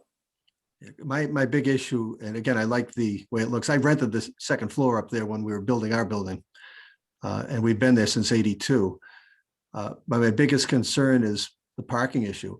And despite what they say about snow removal, I plow our driveway, and when I have trucks in there or my employees in there, you have to move all the vehicles, you have to plow it up in the back, and I've got a snow area designated. People just throw snow there, and you're going to see those spots shrink. And guess where they're going to park? They're going to be parking in my parking lot. Guests that come to visit, people that if they have more than the cars allotted there, they're going to be parking in my park. I don't think they're going to walk down to Mosley's and park down there. I let the restaurant park in my parking right now because I know he has no place to park, and I have no issues with that. But I don't really want to have to put a gate up here and be a bad neighbor. I like being a good neighbor. And I think Giorgio would do an excellent job here, but it's just, I'll echo some of the other close neighbors. The other people that spoke in favor of it aren't even close here, and it doesn't affect them at all. Riverview Terrace, Ames Street, and the other street aren't directly involved with this project. And again, I like the idea of it, and I'm all for making the place look nice. You know what I did to my building. But I think it's, the parking impact is my biggest problem. All right. Thank you, Mr. McFarland. We have other people that wish to speak, Jen? Mr. Chairman, it looks like there are no other members at this time. Okay, well, keep an eye on it. Right when I said that, we had one person. Yeah. Okay, one more, then we're gonna get to the board. Yes. Go ahead. Who is it? Miss Leah Kane will be joining us momentarily. If we just give her a minute. Sure. Thank you. Hi, good evening. Can you hear me? Yeah, could you please identify yourself and your address? Sure. My name is Leah Kane. I live at 40 Riverside Drive in Precinct 2. I'm also a town meeting member. And I'm speaking very much in opposition to this project. And I hate to do this because Giorgio and my husband used to coach a soccer team together. And as many of the neighbors have said, this is not the wrong project. It's the wrong size for this neighborhood. And to be fair to Jim, I can see the lights from 7-Eleven out my window. So they may not affect you, but they absolutely affect me and everybody else down here in Riverside Drive. The point Mr. Bonvini made about this intersection is very concerning. The reason you can sit there by 7-Eleven all day, Jim, is because you're stuck there all day. I came up that road earlier today and the traffic was backed up from 7-Eleven right up to Volk's Farm at the Rotary up there by St. Susanna's. That's not acceptable in this neighborhood. I would rather live with a blight for 2 years and instead of putting in the wrong project that would set a precedent. There's apartment buildings looming on us coming down from the VFW and the abomination down Route 1. If we break precedent here, I foresee Mosley's and the parking lot opposite becoming more of those horrible big block apartments. That's not what Riverdale is supposed to be. To speak to Diane's point about Riverdale has historically been a small neighborhood. It used to be a campsite. It most certainly does not fit big condo buildings. And Giorgio, I'm very sorry. I know your work. I know it's wonderful. I appreciate it. But that's just too big in this site. That's it. Thank you. Thank you very much for your comments. Okay, at this time, we're going to start. Well set? We're going to start with the board. So who on the board wants to go first? Ready, Jessica? Mike, yours. How did you know I'd have comments? So, Mr. Chair, just before I go, do you want to organize this in any way, or just like in terms of future things, landscaping, site design, or just everything at once? I just want to make sure I know what your preference is. Well, they kind of gave their whole presentation from A to Z the other first hearing. So I think you can comment on, everything's open for comment. Okay, great. All right, so could I start, just because a couple of people just recently brought that up, with a question for the applicant. So Giorgio, I know that you have several other projects in Dedham and actually elsewhere, which are mixed use buildings, which, use this concept of shared parking spaces. And so I just wonder, and I guess for the public, it's helpful, I think, for the public to understand how that works, right? In terms of part of the reason that we do have this, our bylaw for mixed use, is that you can reduce the amount of parking and the amount of paved spaces because of this idea of shared spaces, right? That some, in a residential building, people aren't all there during the day, and some of those spaces are available for the businesses. Giorgio, I just wonder if you could comment, based on your other mixed use projects, have you found that spaces, projects that have basically this ratio of spaces to office space and residential space, are they tight? Are your residents kind of fanning out and having to park outside of your own building spaces, or how has that worked? Well, Jessica, to answer your question, depends on which building you look at. And so with the ones at Dedham Square, we really haven't had any issues with parking because of, like you said, with the shared residence home or the businesses open during the day. With this specific site, it's even a better situation because we're really not, it is a shared parking, but you have enough parking to meet not only the resident parking, but also the businesses parking all at the same time. So we're not asking for a waiver for that. So the shared parking, I don't know really if Pete can answer that. Are we even asking for a shared parking on this project? No, if I may add, a couple of things. One is with save of one that I'm aware of, all of the mixed-use buildings developed by Mr. Petruzziello have the parking as required under the Dedham zoning bylaw. I think what Ms. Porter is indicating is that built into that formula is the shared parking itself. So it's by saying that you need one parking space for an apartment and plus the parking you need for commercial, it takes into consideration already in that formula that shared arrangement. Having said that, so again, except for one building, and just so everybody's wondering, it's the one building where we had the full complement of parking, and working with the planning board in Dedham Square, they actually had us infill a parking area with more retail to give different heights of buildings as you went into Dedham Square. In addition to that, as I indicated at the very beginning, Petruzziello Properties owns and manages, which I think is important, their own buildings. They don't build them and go away. And through our lease arrangements with all tenants, commercial, but specifically the residential, there are a number of provisions that we have in there in terms of the number of cars that individuals are allowed to have. And as a result of that, we've, to my knowledge, have not experienced any issue with problem parking. The ones in Dedham Square are a little different in a sense that if there was any problem parking, it was sort of getting them to know that you could park under the building or in a parking garage. I know Mike McKay is here. Mike McKay actually works in one of those mixed-use buildings, and Mike has testified before on a project that he's working on, but that in that building, which is the one across from the former or the old town hall, future place of the combined police fire headquarters, that the commercial people have never had an issue finding parking spaces. And the residential people, as I say, we control them. It's by lease. It's a lease violation if we get a call. I mean, this is, I think because it's Bridge Street, I'm not saying people wouldn't park wherever they have to park, but I envision if anybody parked anywhere, it would be at Mosley's or something as opposed to across Bridge Street. But be that as it may, Petruzziello has a reputation, Petruzziello property, excuse me, has a reputation of really honing in on any type of violation of what the lease says, including, hey, we told you you could have one car, that's what you'll have. So we've never experienced, so as I say, just without repeating, the shared parking is built into the formula, and we've never, I don't think, experienced any issues. Great. Okay. Go ahead, Jess. Thank you.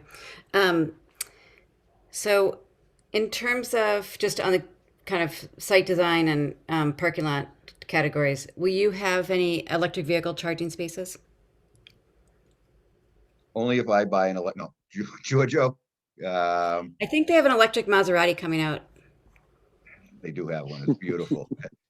Even beyond my price point.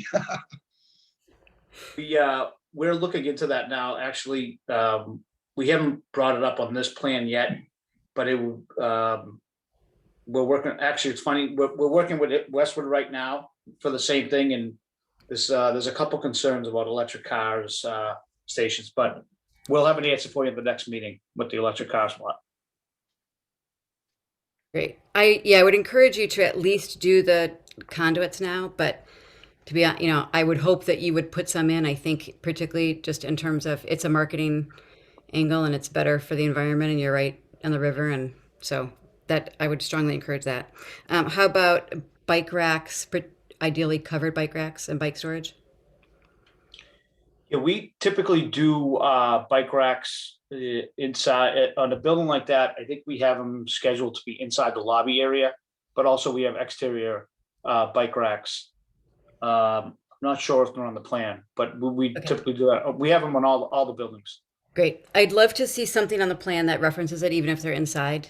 And particularly given what the state is getting ready to do, hopefully in the next 3 to 5 years along Route 1, you really could realistically have only a car and ride your bike into Dedham Square or, anything else. So how about, have you looked at solar or any other sustainability measures? Anything you get close to, zero? We haven't looked at any solar. We don't have a big enough roof to have solar panels on it. Giorgio, can I speak to that, please? Yeah. Can I, this is Mike McKay, I'm the project architect. It's interesting, Giorgio is a little bit ahead of the curve in terms of what we look at sustainable. It's, so I work in Lexington, Wellesley, Needham, Boston, and especially Brookline, and all those towns and cities and towns are requesting all electric in terms of, it's more non-fossil fuel systems. And Giorgio, the first project I worked on with him was at 439 Washington Street, and it was an all-electric building. And every project we've done together has been all electric. And I speak to my other clients about this. It's so I think that's why I interrupted. I think it's I was on a planning board call last night in Brookline where they're trying to pass all electric, and my clients are fighting it. And Giorgio has been all electric for now 10 years. And in terms of sustainability, our buildings are easily silver rated LEED if we wanted to go that route, every one of them, because of location and Energy Star rating. And so I think I think our buildings would stand to any test, and they are all electric. The only gas will be the gas dryers. Everything else is electric. So I think that's I think a commendable point. And from Giorgio's standpoint, he was ahead of the curve. Thank you. Thank you, Mike. Go ahead, Jess. Um, so I heard you talk about the access to the river and looking at that. I appreciate it. I thought I heard you say last week that you may have to remove some trees. No. Is that, We're- or no, you, no, we're or was it not- that you would have to remove trees in order to have river access? Correct. Okay, got it. Sorry, my notes, I think by the time we were doing this last week, I was pretty tired, so I can barely read my writing. I understand. All right, I have just a couple more. Can we see pictures of the rear elevations or drawings, rear elevations? Yep. I think, I just am very much aware that someone, whether they're, I don't know if it's on the river or on Route 1 or whatever, someone will see that. And so I would think it's important that we see pictures of that. I also wanted to thank you for adding some 2-bedroom units. I would like to say for the record, I would love to see more. So I understand you probably want that design to be fixed, but in general for future projects and just for everyone to hear, you know, what the data tells us around housing in Dedham is that people in Dedham want to be able to, many people want to be able to downsize, and we really have a shortage of kind of that middle size, right? 2-bedroom units in particular. And so, so I appreciate you putting some in here, and I hope going forward you will think about even bigger margins. I guess the last one right now was just on the compact car. You know, I know you're looking for a lot of compact car parking or some waivers for compact car parking or smaller spaces, and I wonder, could you mark those spaces as being for compact cars? Peter, you're Just gonna by have the to way, answer the compact spaces that we show, it does not require a waiver. I was pointing out, we have compact spaces and we're below the 25% that the zoning bylaw allows you to have, but I don't see any problem with having those signed. Yeah, I think wherever we can have them signed, it reduces people getting angry at each other when they find their doors nicked. So that is it for me right now. Thank you. Thank you. Jim or Jay?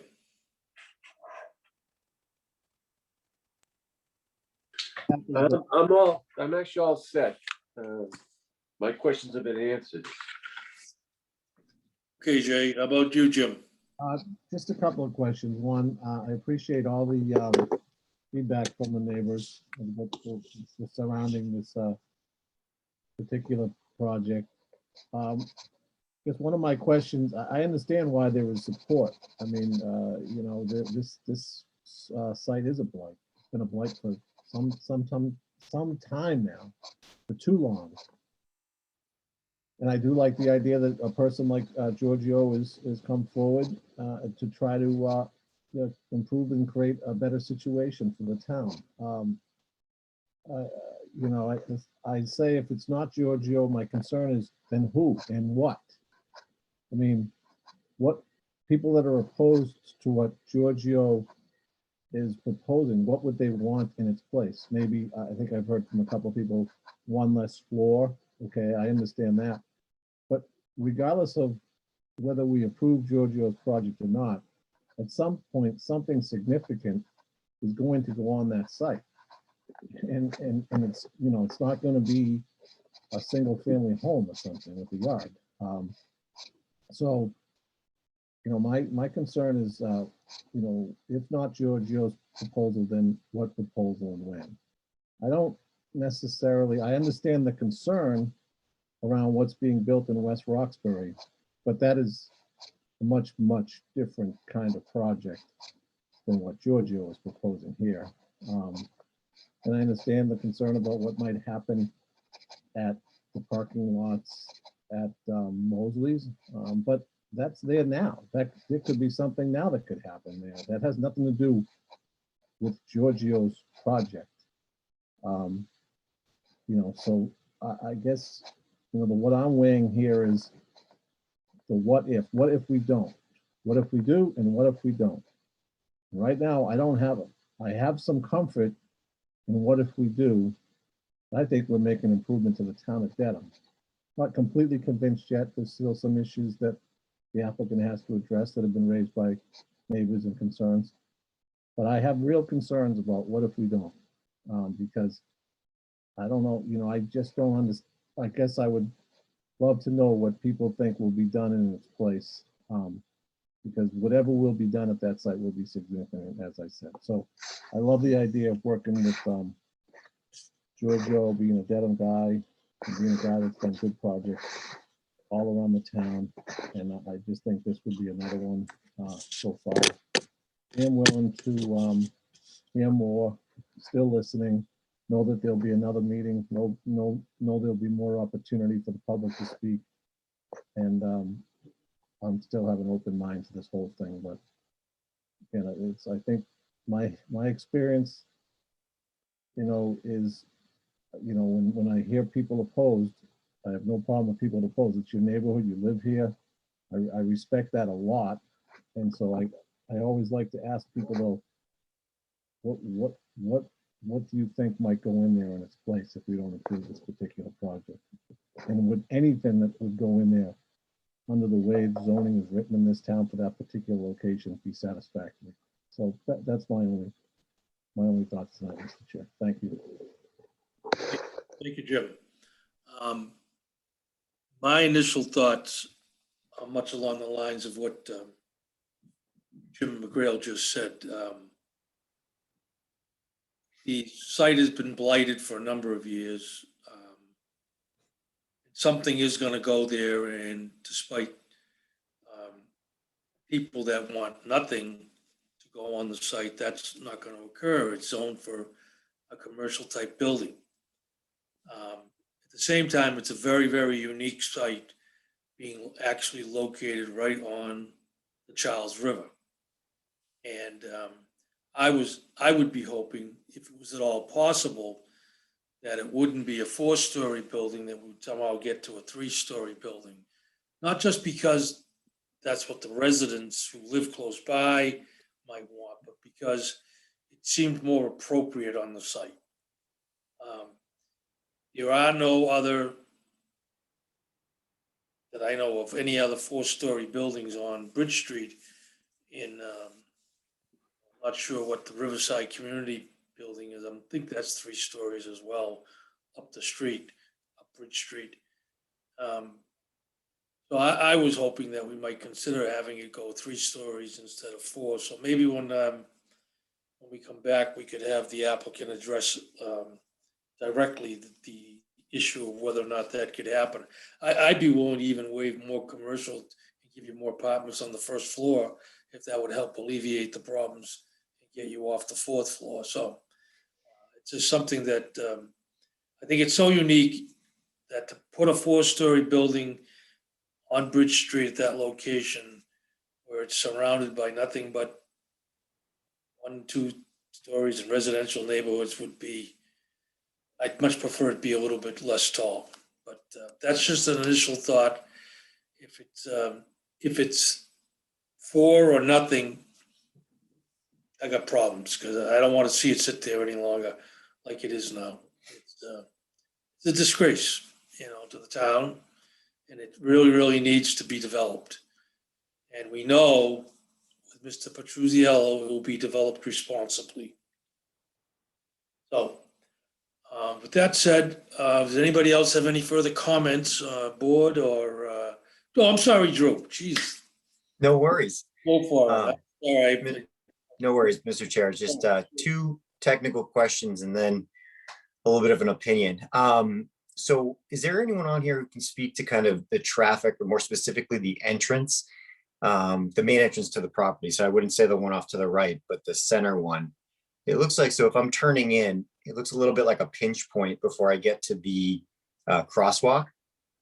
Is that measurement standard? Is that too tight of a turn? Is there anyone from the engineering who can speak to that? It may be helpful if we put up a plan so we know exactly what you're referring to. That'd be great. John, are you controlling that? No, I am. Oh, my, Mr. Carter. Mike Carter, okay. So is this where you, let's go to the color one. Okay. Right, are you talking right in here? Yeah, yeah. Okay, let me just go, I'll go down to the actual permitting plans that you have. Let's see, let me zoom in. So right in this location right here, if you can see, there's 12, these are 12-foot lanes. Yeah. Right here. So that's a standard width for a lane going down a major highway. So that's pretty standard, this width. And then the radius is right here. If you look here, this is the radius. And then on this side, there's not quite as much of a radius, but there's radiuses. So this is a 24-foot wide opening. That's a typical opening. This one actually over here happens to be 28 feet wide. Right, right. That one looks good. My question is, as you move in from the 12 feet and you've got the kind of sidewalk for the building, right here? yeah, it narrows. So is that some type of a pinch point? Does that present an issue? No, I don't believe it does, because if you come in and if you look here, we're 24 feet. So you have 20, it's just, you're absolutely right. This is kind of, because this is an entrance to the building right here. Yeah. So you direct the traffic to kind of go in this way. It is not a pinch point. If I put a car in here, it's, the same thing as this person coming out here is going to be hugging this side. It won't. Okay. Okay. And then my next question, if you're along the Charles River, you've got kind of two spaces that are tandem. How would you envision getting into that middle one? Are you right here where I am? Yes, yes. There's two spaces in here. Very good question. Just so everybody knows, you come in, this is one way around. The only way you can get into that spot is by pulling in, this has to be empty, and then you can't really get out. Yeah. Very good question. Okay. And then the last one I have is the dumpsters. I know those are within the flood zone. Is there any way, and I know that it's a tight site, did you guys look at taking those outside of the flood zone, putting them somewhere else on site? I know there's tight turning radiuses for the trucks, not a request, did you look at that? We actually are concerned with that being so close to the river. We try to put them everywhere. And as you just indicated, if you go to the turning radiuses, so if you remember, we're leaving the pavement configuration right where it is. We're not changing that. This is a fire truck. So this is a trash truck turning radius. Yeah. So a trash truck couldn't come in and do any of these maneuvers or get over in this direction. So we came around here, and if you put it here, you obstruct the view going by. We looked at this, and I'm just kind of walking you through this to say that these are the things that we looked at. Yeah, no, I appreciate that you looked at it. You don't want to stick it up here either, so. Right. Understood. Well, good. Thank you for the answers on the technical questions. Let me know about that on our next meeting, about that other parking space, what you guys plan on doing with that.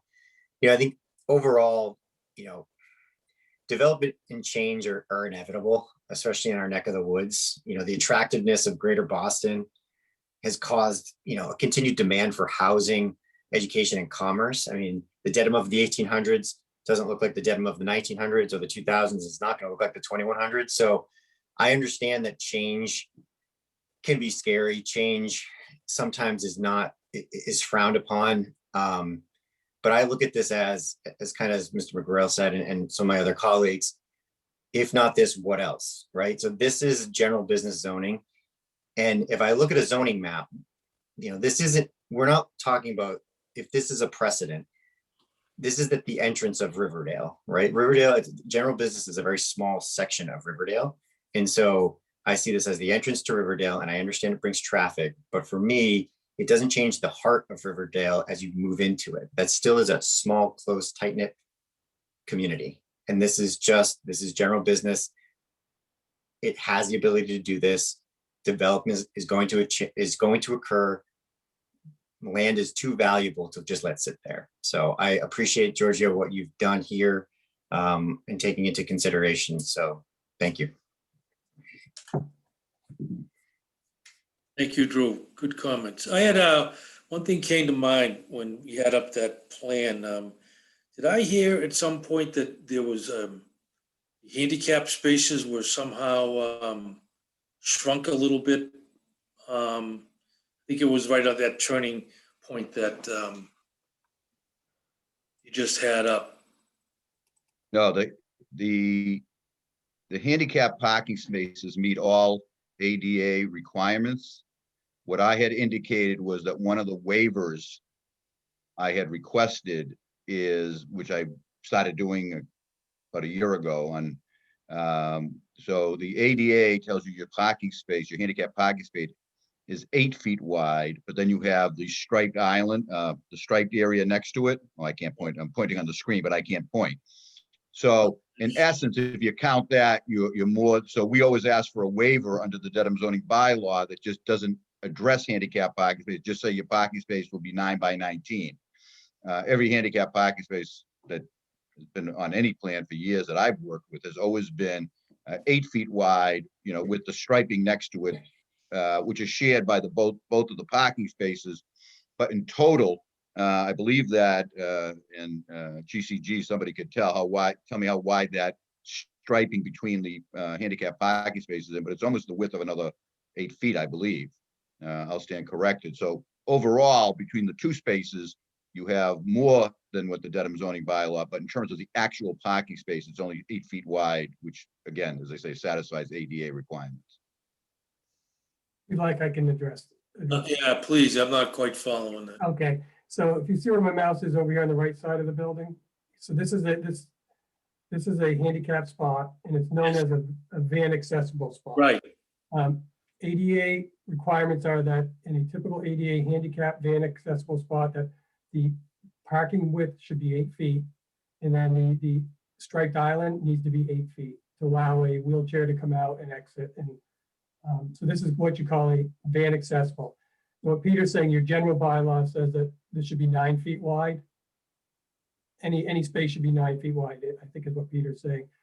But what we're doing is we're putting an 8 foot wide ADA compliant parking spot with the van accessible ADA striped area. And then if you go over to here where there's two other ones, you'll probably notice, why is this one less? So this is a 5 foot wide strip with two, each one of these are 8 feet wide. And the 5 feet is for a standard handicap accessible parking spot. It's not a van accessible parking spot. And I'm looking at this, I know this, like here's where the compact cars are. And actually, to answer the question earlier, we do call out that they should be painted compact on the plans. But these are 9 feet wide and this is 8 feet wide. So because the zoning bylaw says they should be 9 feet, we're asking for the 1 foot. Even though, you know, Is that okay? So Peter might know the answer. Has that been routinely allowed by the building department? For the handicap parking spaces? Right, at 8 feet. Yes, he has no issue as long as you meet the ADA requirements. Yeah, well, he's been changing his mind a lot lately, so good luck with that. All right, thank you. You answered my question. Mr. Chair, can I ask a question while this drawing is still up? Absolutely.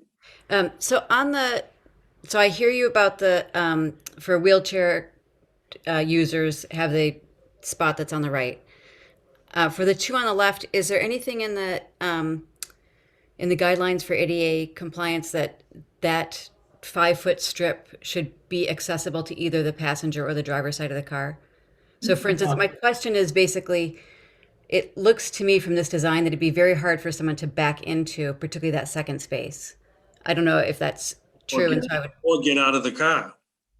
Right. So I'm just wondering if that ends up being problematic in any way. I'm not following what you're. So well, I don't.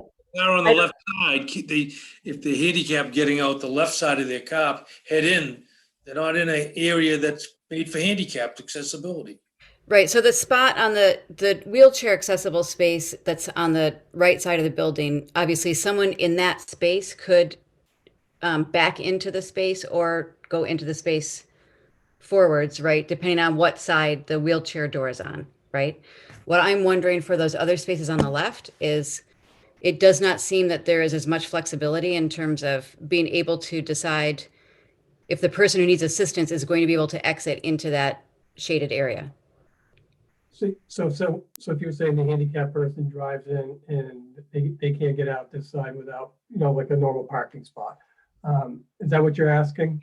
I guess what I'm asking is, yeah, I'm not sure how the ADA works, right? But my question is basically, if I'm the driver and the only space, and I need the extra space and the only space that's open is the first one, I guess I'm getting out into a bush, right? Well, you're getting out like you would in a normal parking spot. You wouldn't. Right. But if I need an ADA space, right? Or if let's say I'm the driver, my passenger needs the extra space but the only space that's open is the second one. Is there a safe way for me to back into that space so that my passenger can exit the passenger door into that shaded area? So the ADA guidelines don't anticipate that you're going to be backing into a space. The way they're set up is for driving in. Now, I'm not saying that doesn't happen. Like you might have someone over here who might do exactly like you said. This is the standardized. So the ADA guidelines and the templates, they show that this is a normal pattern that is allowed under ADA requirements. Okay. And actually, if you next time you're driving through a shop, say a Market Basket Plaza, and you look, those are always up near the front. Take a look, and you'll see this you'll see the situation that you're describing. There'll be typically there's an island, like a landscape island right there, like this in a big parking lot, and you'll see the same scenario. And then you'll drive by, and then all of a sudden you'll see one that's a little wider. So these are designed in compliance with ADA requirements. Okay, great. Yeah, I've seen regular. I hadn't seen as much on the angled, so I wanted to make sure that was okay. And so my other question is, if someone were pulling in to a regular space and pulled all the way through and parked, I'm being like Peter Zaka, I'm using my own cursor. I pulled in here and went to here. Yeah, right. Can they then make that turn when they exit? They can make this turn. They might have to do a 2-point turn, but what I can do is the next meeting I can put a turning template on there for you. That's easy. That'd be helpful. Thanks. And then I just wanted to make a general comment too, if that's all right, Mr. Chair. So I think hearing the sentiments of the board and the neighbors is really helpful. I agree about the height. I think if there's a way to take a floor off, that's great. And I'd be happy also to, waive commercial space to do that. I also think this is more of a general thing for the board to consider. And so Mr. Podolsky and I have talked about this, and I think we should think about how to propose it, to a future town meeting, maybe some funding. But I think we all are aware, and certainly the residents are, that this is an area that is going to, see a lot more turnover. I think that Mosley's spaces, are soft. I think, it's just, we can see that there is a housing need in Dedham, regional housing need. And so I think that one of the reasons I do appreciate this project is I think that it's a really good design overall. I think the way they've used the existing building is fantastic. I think it's, it's a good looking standard. And I appreciate that you all have looked at the Dedham Square design guidelines. But I think that what we really need to do is make sure that the board and the town more broadly is planning for the development of this area and doing so in a way that the neighbors want to see. And so I'd like to see us lead a project to do some design guidelines for, Riverdale in general, Bridge Street in particular, so that if there is, someone else who's less familiar with our design guidelines in the rest of town and less familiar with the neighborhood's preferences, that we're being really clear with developers of future projects, what it is that we want to see and what we don't want to see. So that's kind of just a placeholder for the board that I think this project really, I think reinforces the need for that at this point. Thank you, Jeff. And we did discuss it, and I do agree with you that we perhaps become proactive. And as we did East Dedham Square guidelines and did Dedham Square guidelines, maybe it's time to get some, commercial guidelines for the Riverdale portion of Dedham before it gets ahead of us. So yeah. certainly well worth noting. Yeah, thanks. So with that said, Mr. Chairman, Mr. Zaka would like to speak. Really? I know. He talks a lot, but. Yeah.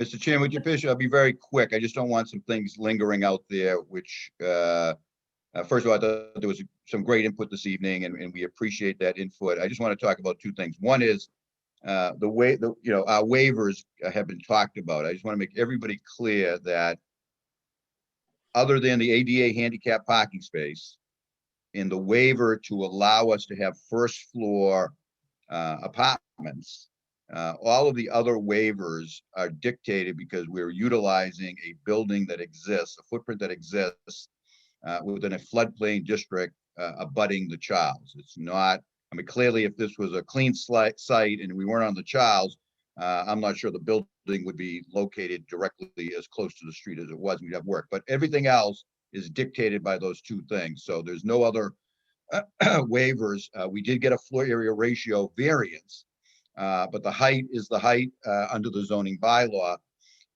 which leads to a bigger discussion later as Mr. Chairman, you and I sat on a panel many years ago in East Dedham, when East Dedham was going through its growing pains, and the East Dedham community came together and said, this is what we would like to see in terms of the growth, and there was a major rezoning effort. I think Kyle pointed it out, Kyle Bonvini pointed out better than anybody, that this is a real hodgepodge of zoning as you go down Bridge Street, including some properties that are residential that are in commercial zones and some commercial properties that are in residential zones. The only other thing is I want to touch on this economic thing. I just want to remind the board and the public that since our second meeting, not the first meeting that Kyle referred to, which was a smaller group, our major meeting, if you will, with 40 plus people from the neighborhood were there.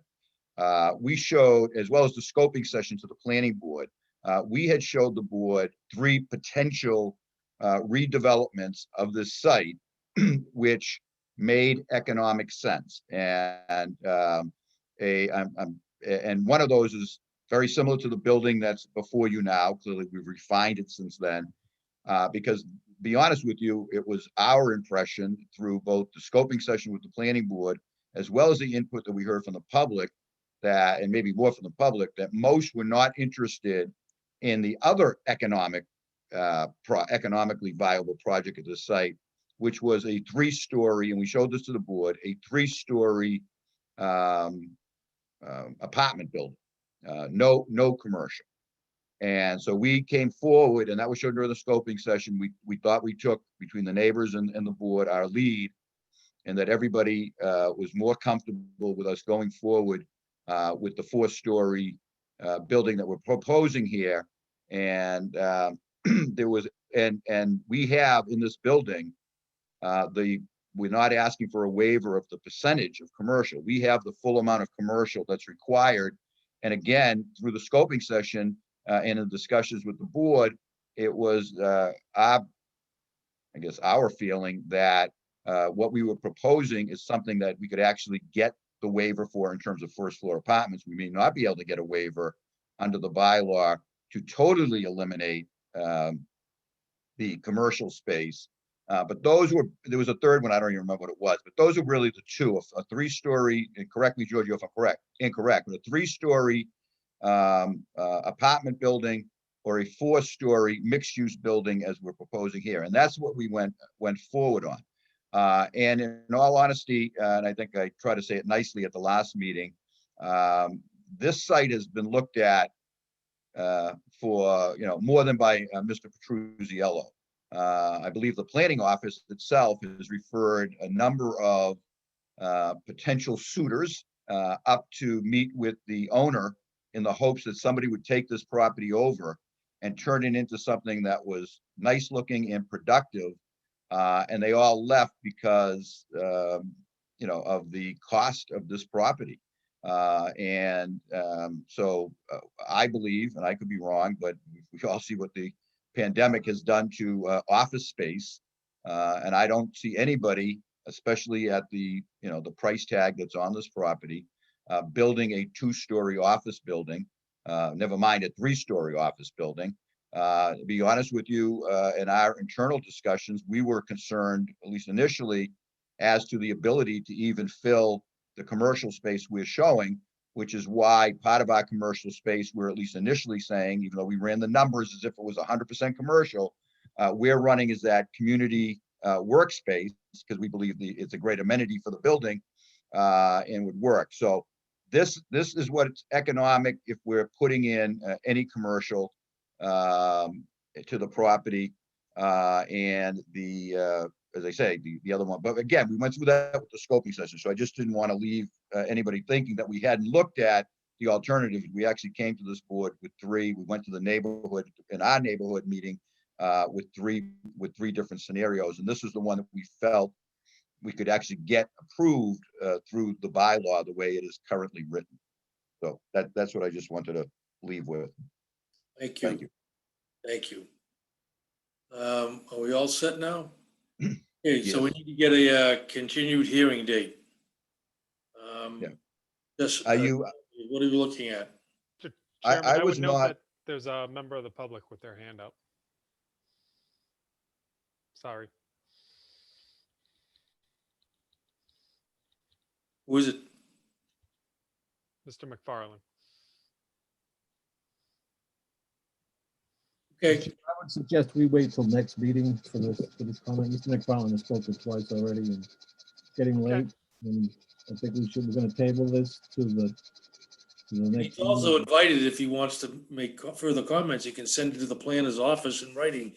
But we'll be certainly willing to call him again next meeting because we're still gonna be open. Okay. I was not at your entire meeting earlier. Are you not meeting on the 26th? We haven't discussed that yet, but it looks like it might be moved. Just one day.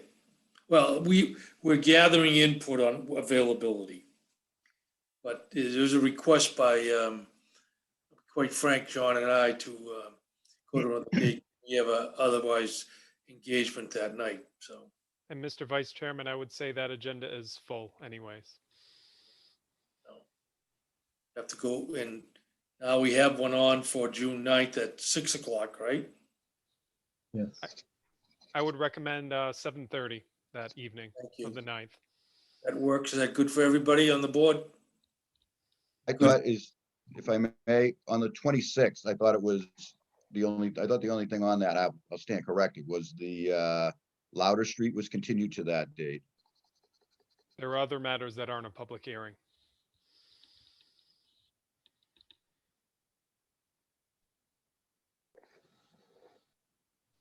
Sorry, that's the date that we have to go to.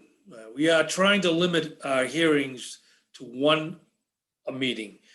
Doing two a meeting gets us into this time of night, and it's just not productive. So I know your client applicant probably wants to get going, but what's the pleasure of the board? I'll do whatever the board members want to do.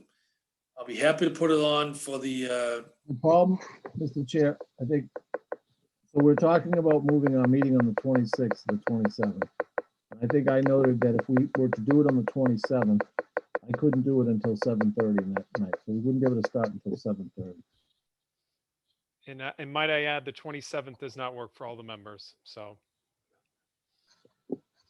So, it's a moot point. and the first and the second, the third, or whatever didn't work for me either, so. Yeah, those don't work either, so we'll have to figure that out at a later date. The 9th is a certain date.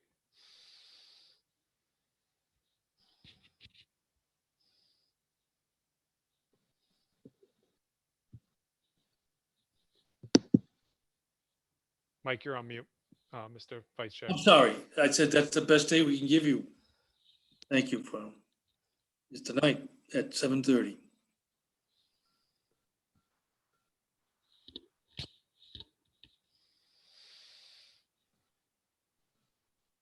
Said thank you, but you didn't hear me. I was on mute. Is that okay?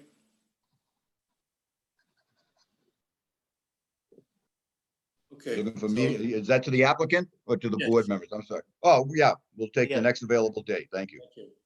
So Chair would entertain a motion to continue this public hearing to June 9th at 7:30.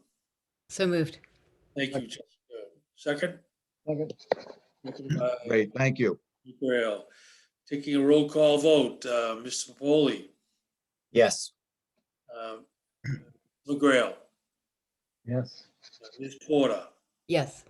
O'Brien, Yes. and the chair votes yes, that's unanimous to continue this public hearing to June 9th at 7:30 PM. Thank you so much for all of your attention and input.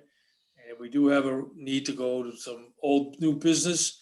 So if the board could hang around for a few more minutes while the applicant and the team sign off. Have a good night.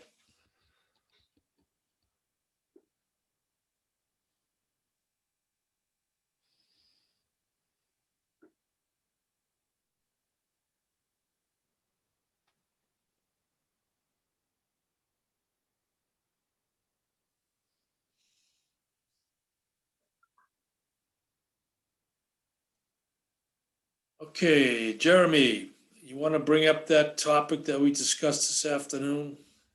Do I? So it's been brought to my attention today by both the commissioner and um, uh, the lawyer for 322 or Needham Bank that there has been a noted discrepancy in the net floor area calculation.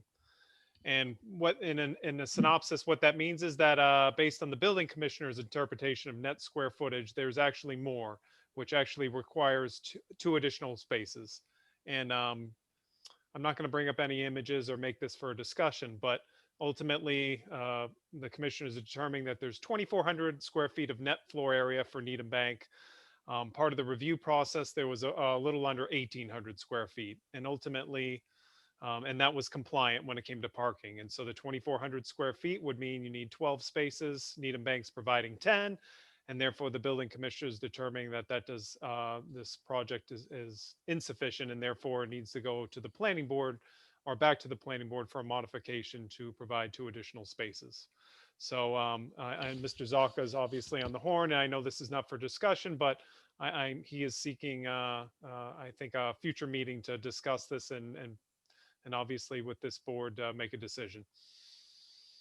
So That's something, Jeremy, that can be handled by a simple vote at the next meeting. yeah, I would imagine that we could do that as the board can make a determination of insignificant modification and obviously, and then a vote to grant a waiver. Thank you. And Mr. Chairman, I know this is not for discussion, but I just want to clarify one thing. The central issue was that historically, elevator shafts, common stairwells, and common hallways, and to the deference to the building commissioner, the floor plan has changed, not the building footprint.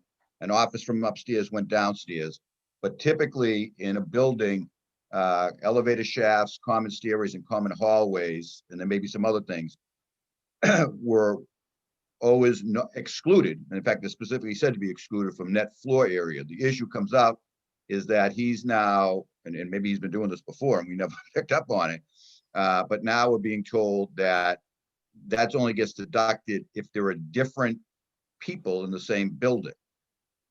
So if you have the same building and it's one user like Needham Bank, you don't get to deduct the stairwell, the elevator shaft, and the common hallway. Whereas if Needham Bank and Peter Zaka's law office were on different floors, you would deduct them. Is the building commissioner's position codified in our bylaws? Tell you, Mr. Podolsky. It just sounds like all of a sudden out of nowhere again, we're coming up with these.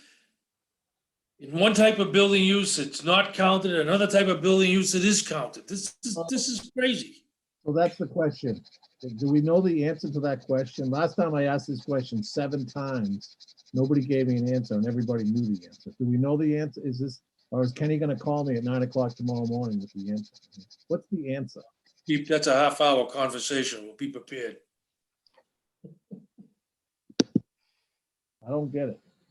I don't either, but unfortunately, it's holding up this gentleman's project now.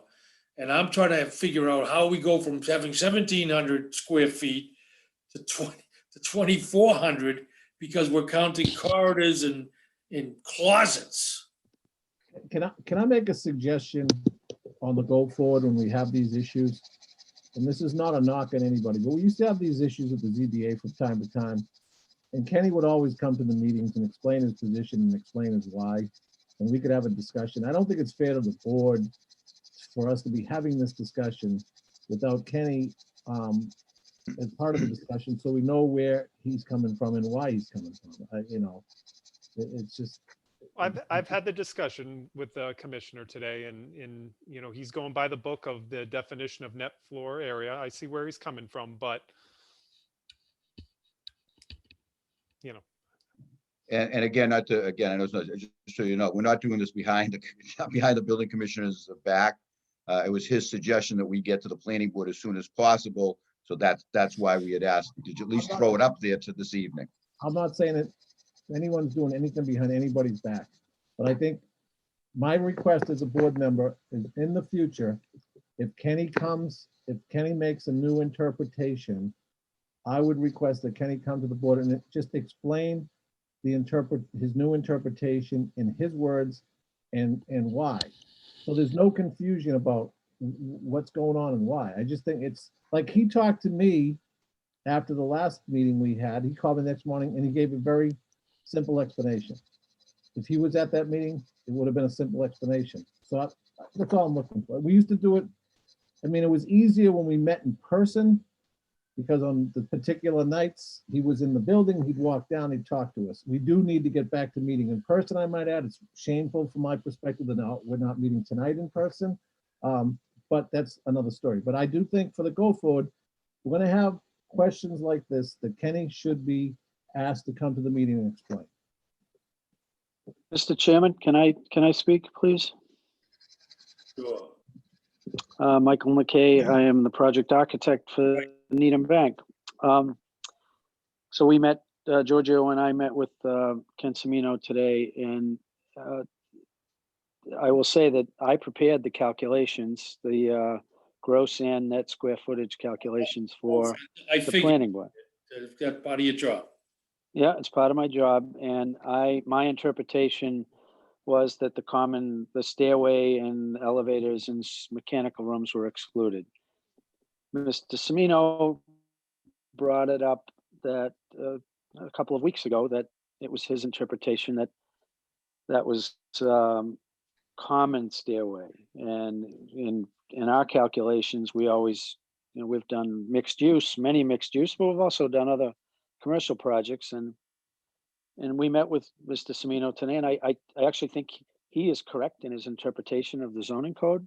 It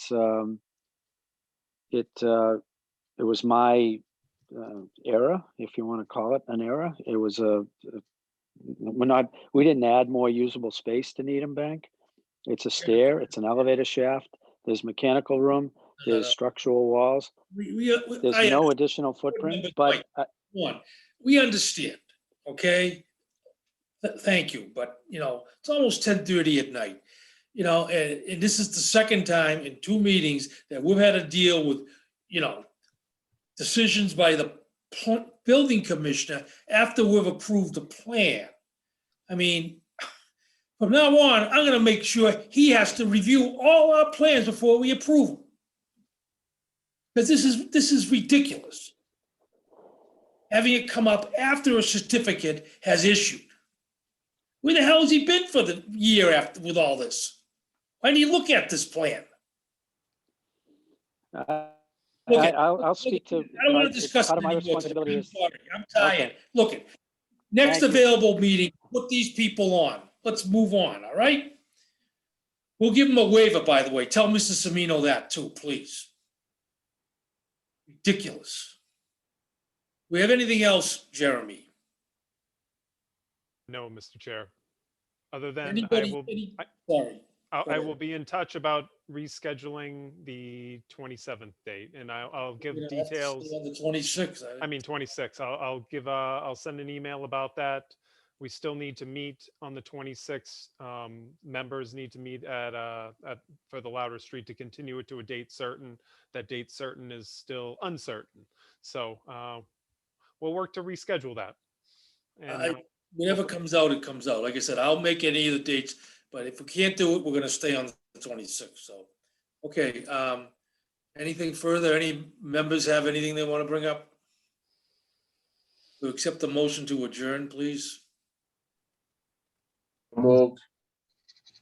Okay, thank you. Have a second. Second. Thank you.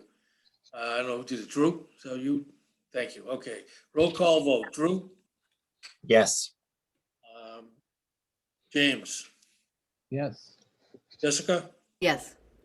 Chair votes yes. Thank you all very much, and we're adjourned. We'll Zoom you next time. Thanks. Bye. Have a good night. Bye, everybody. Thank you.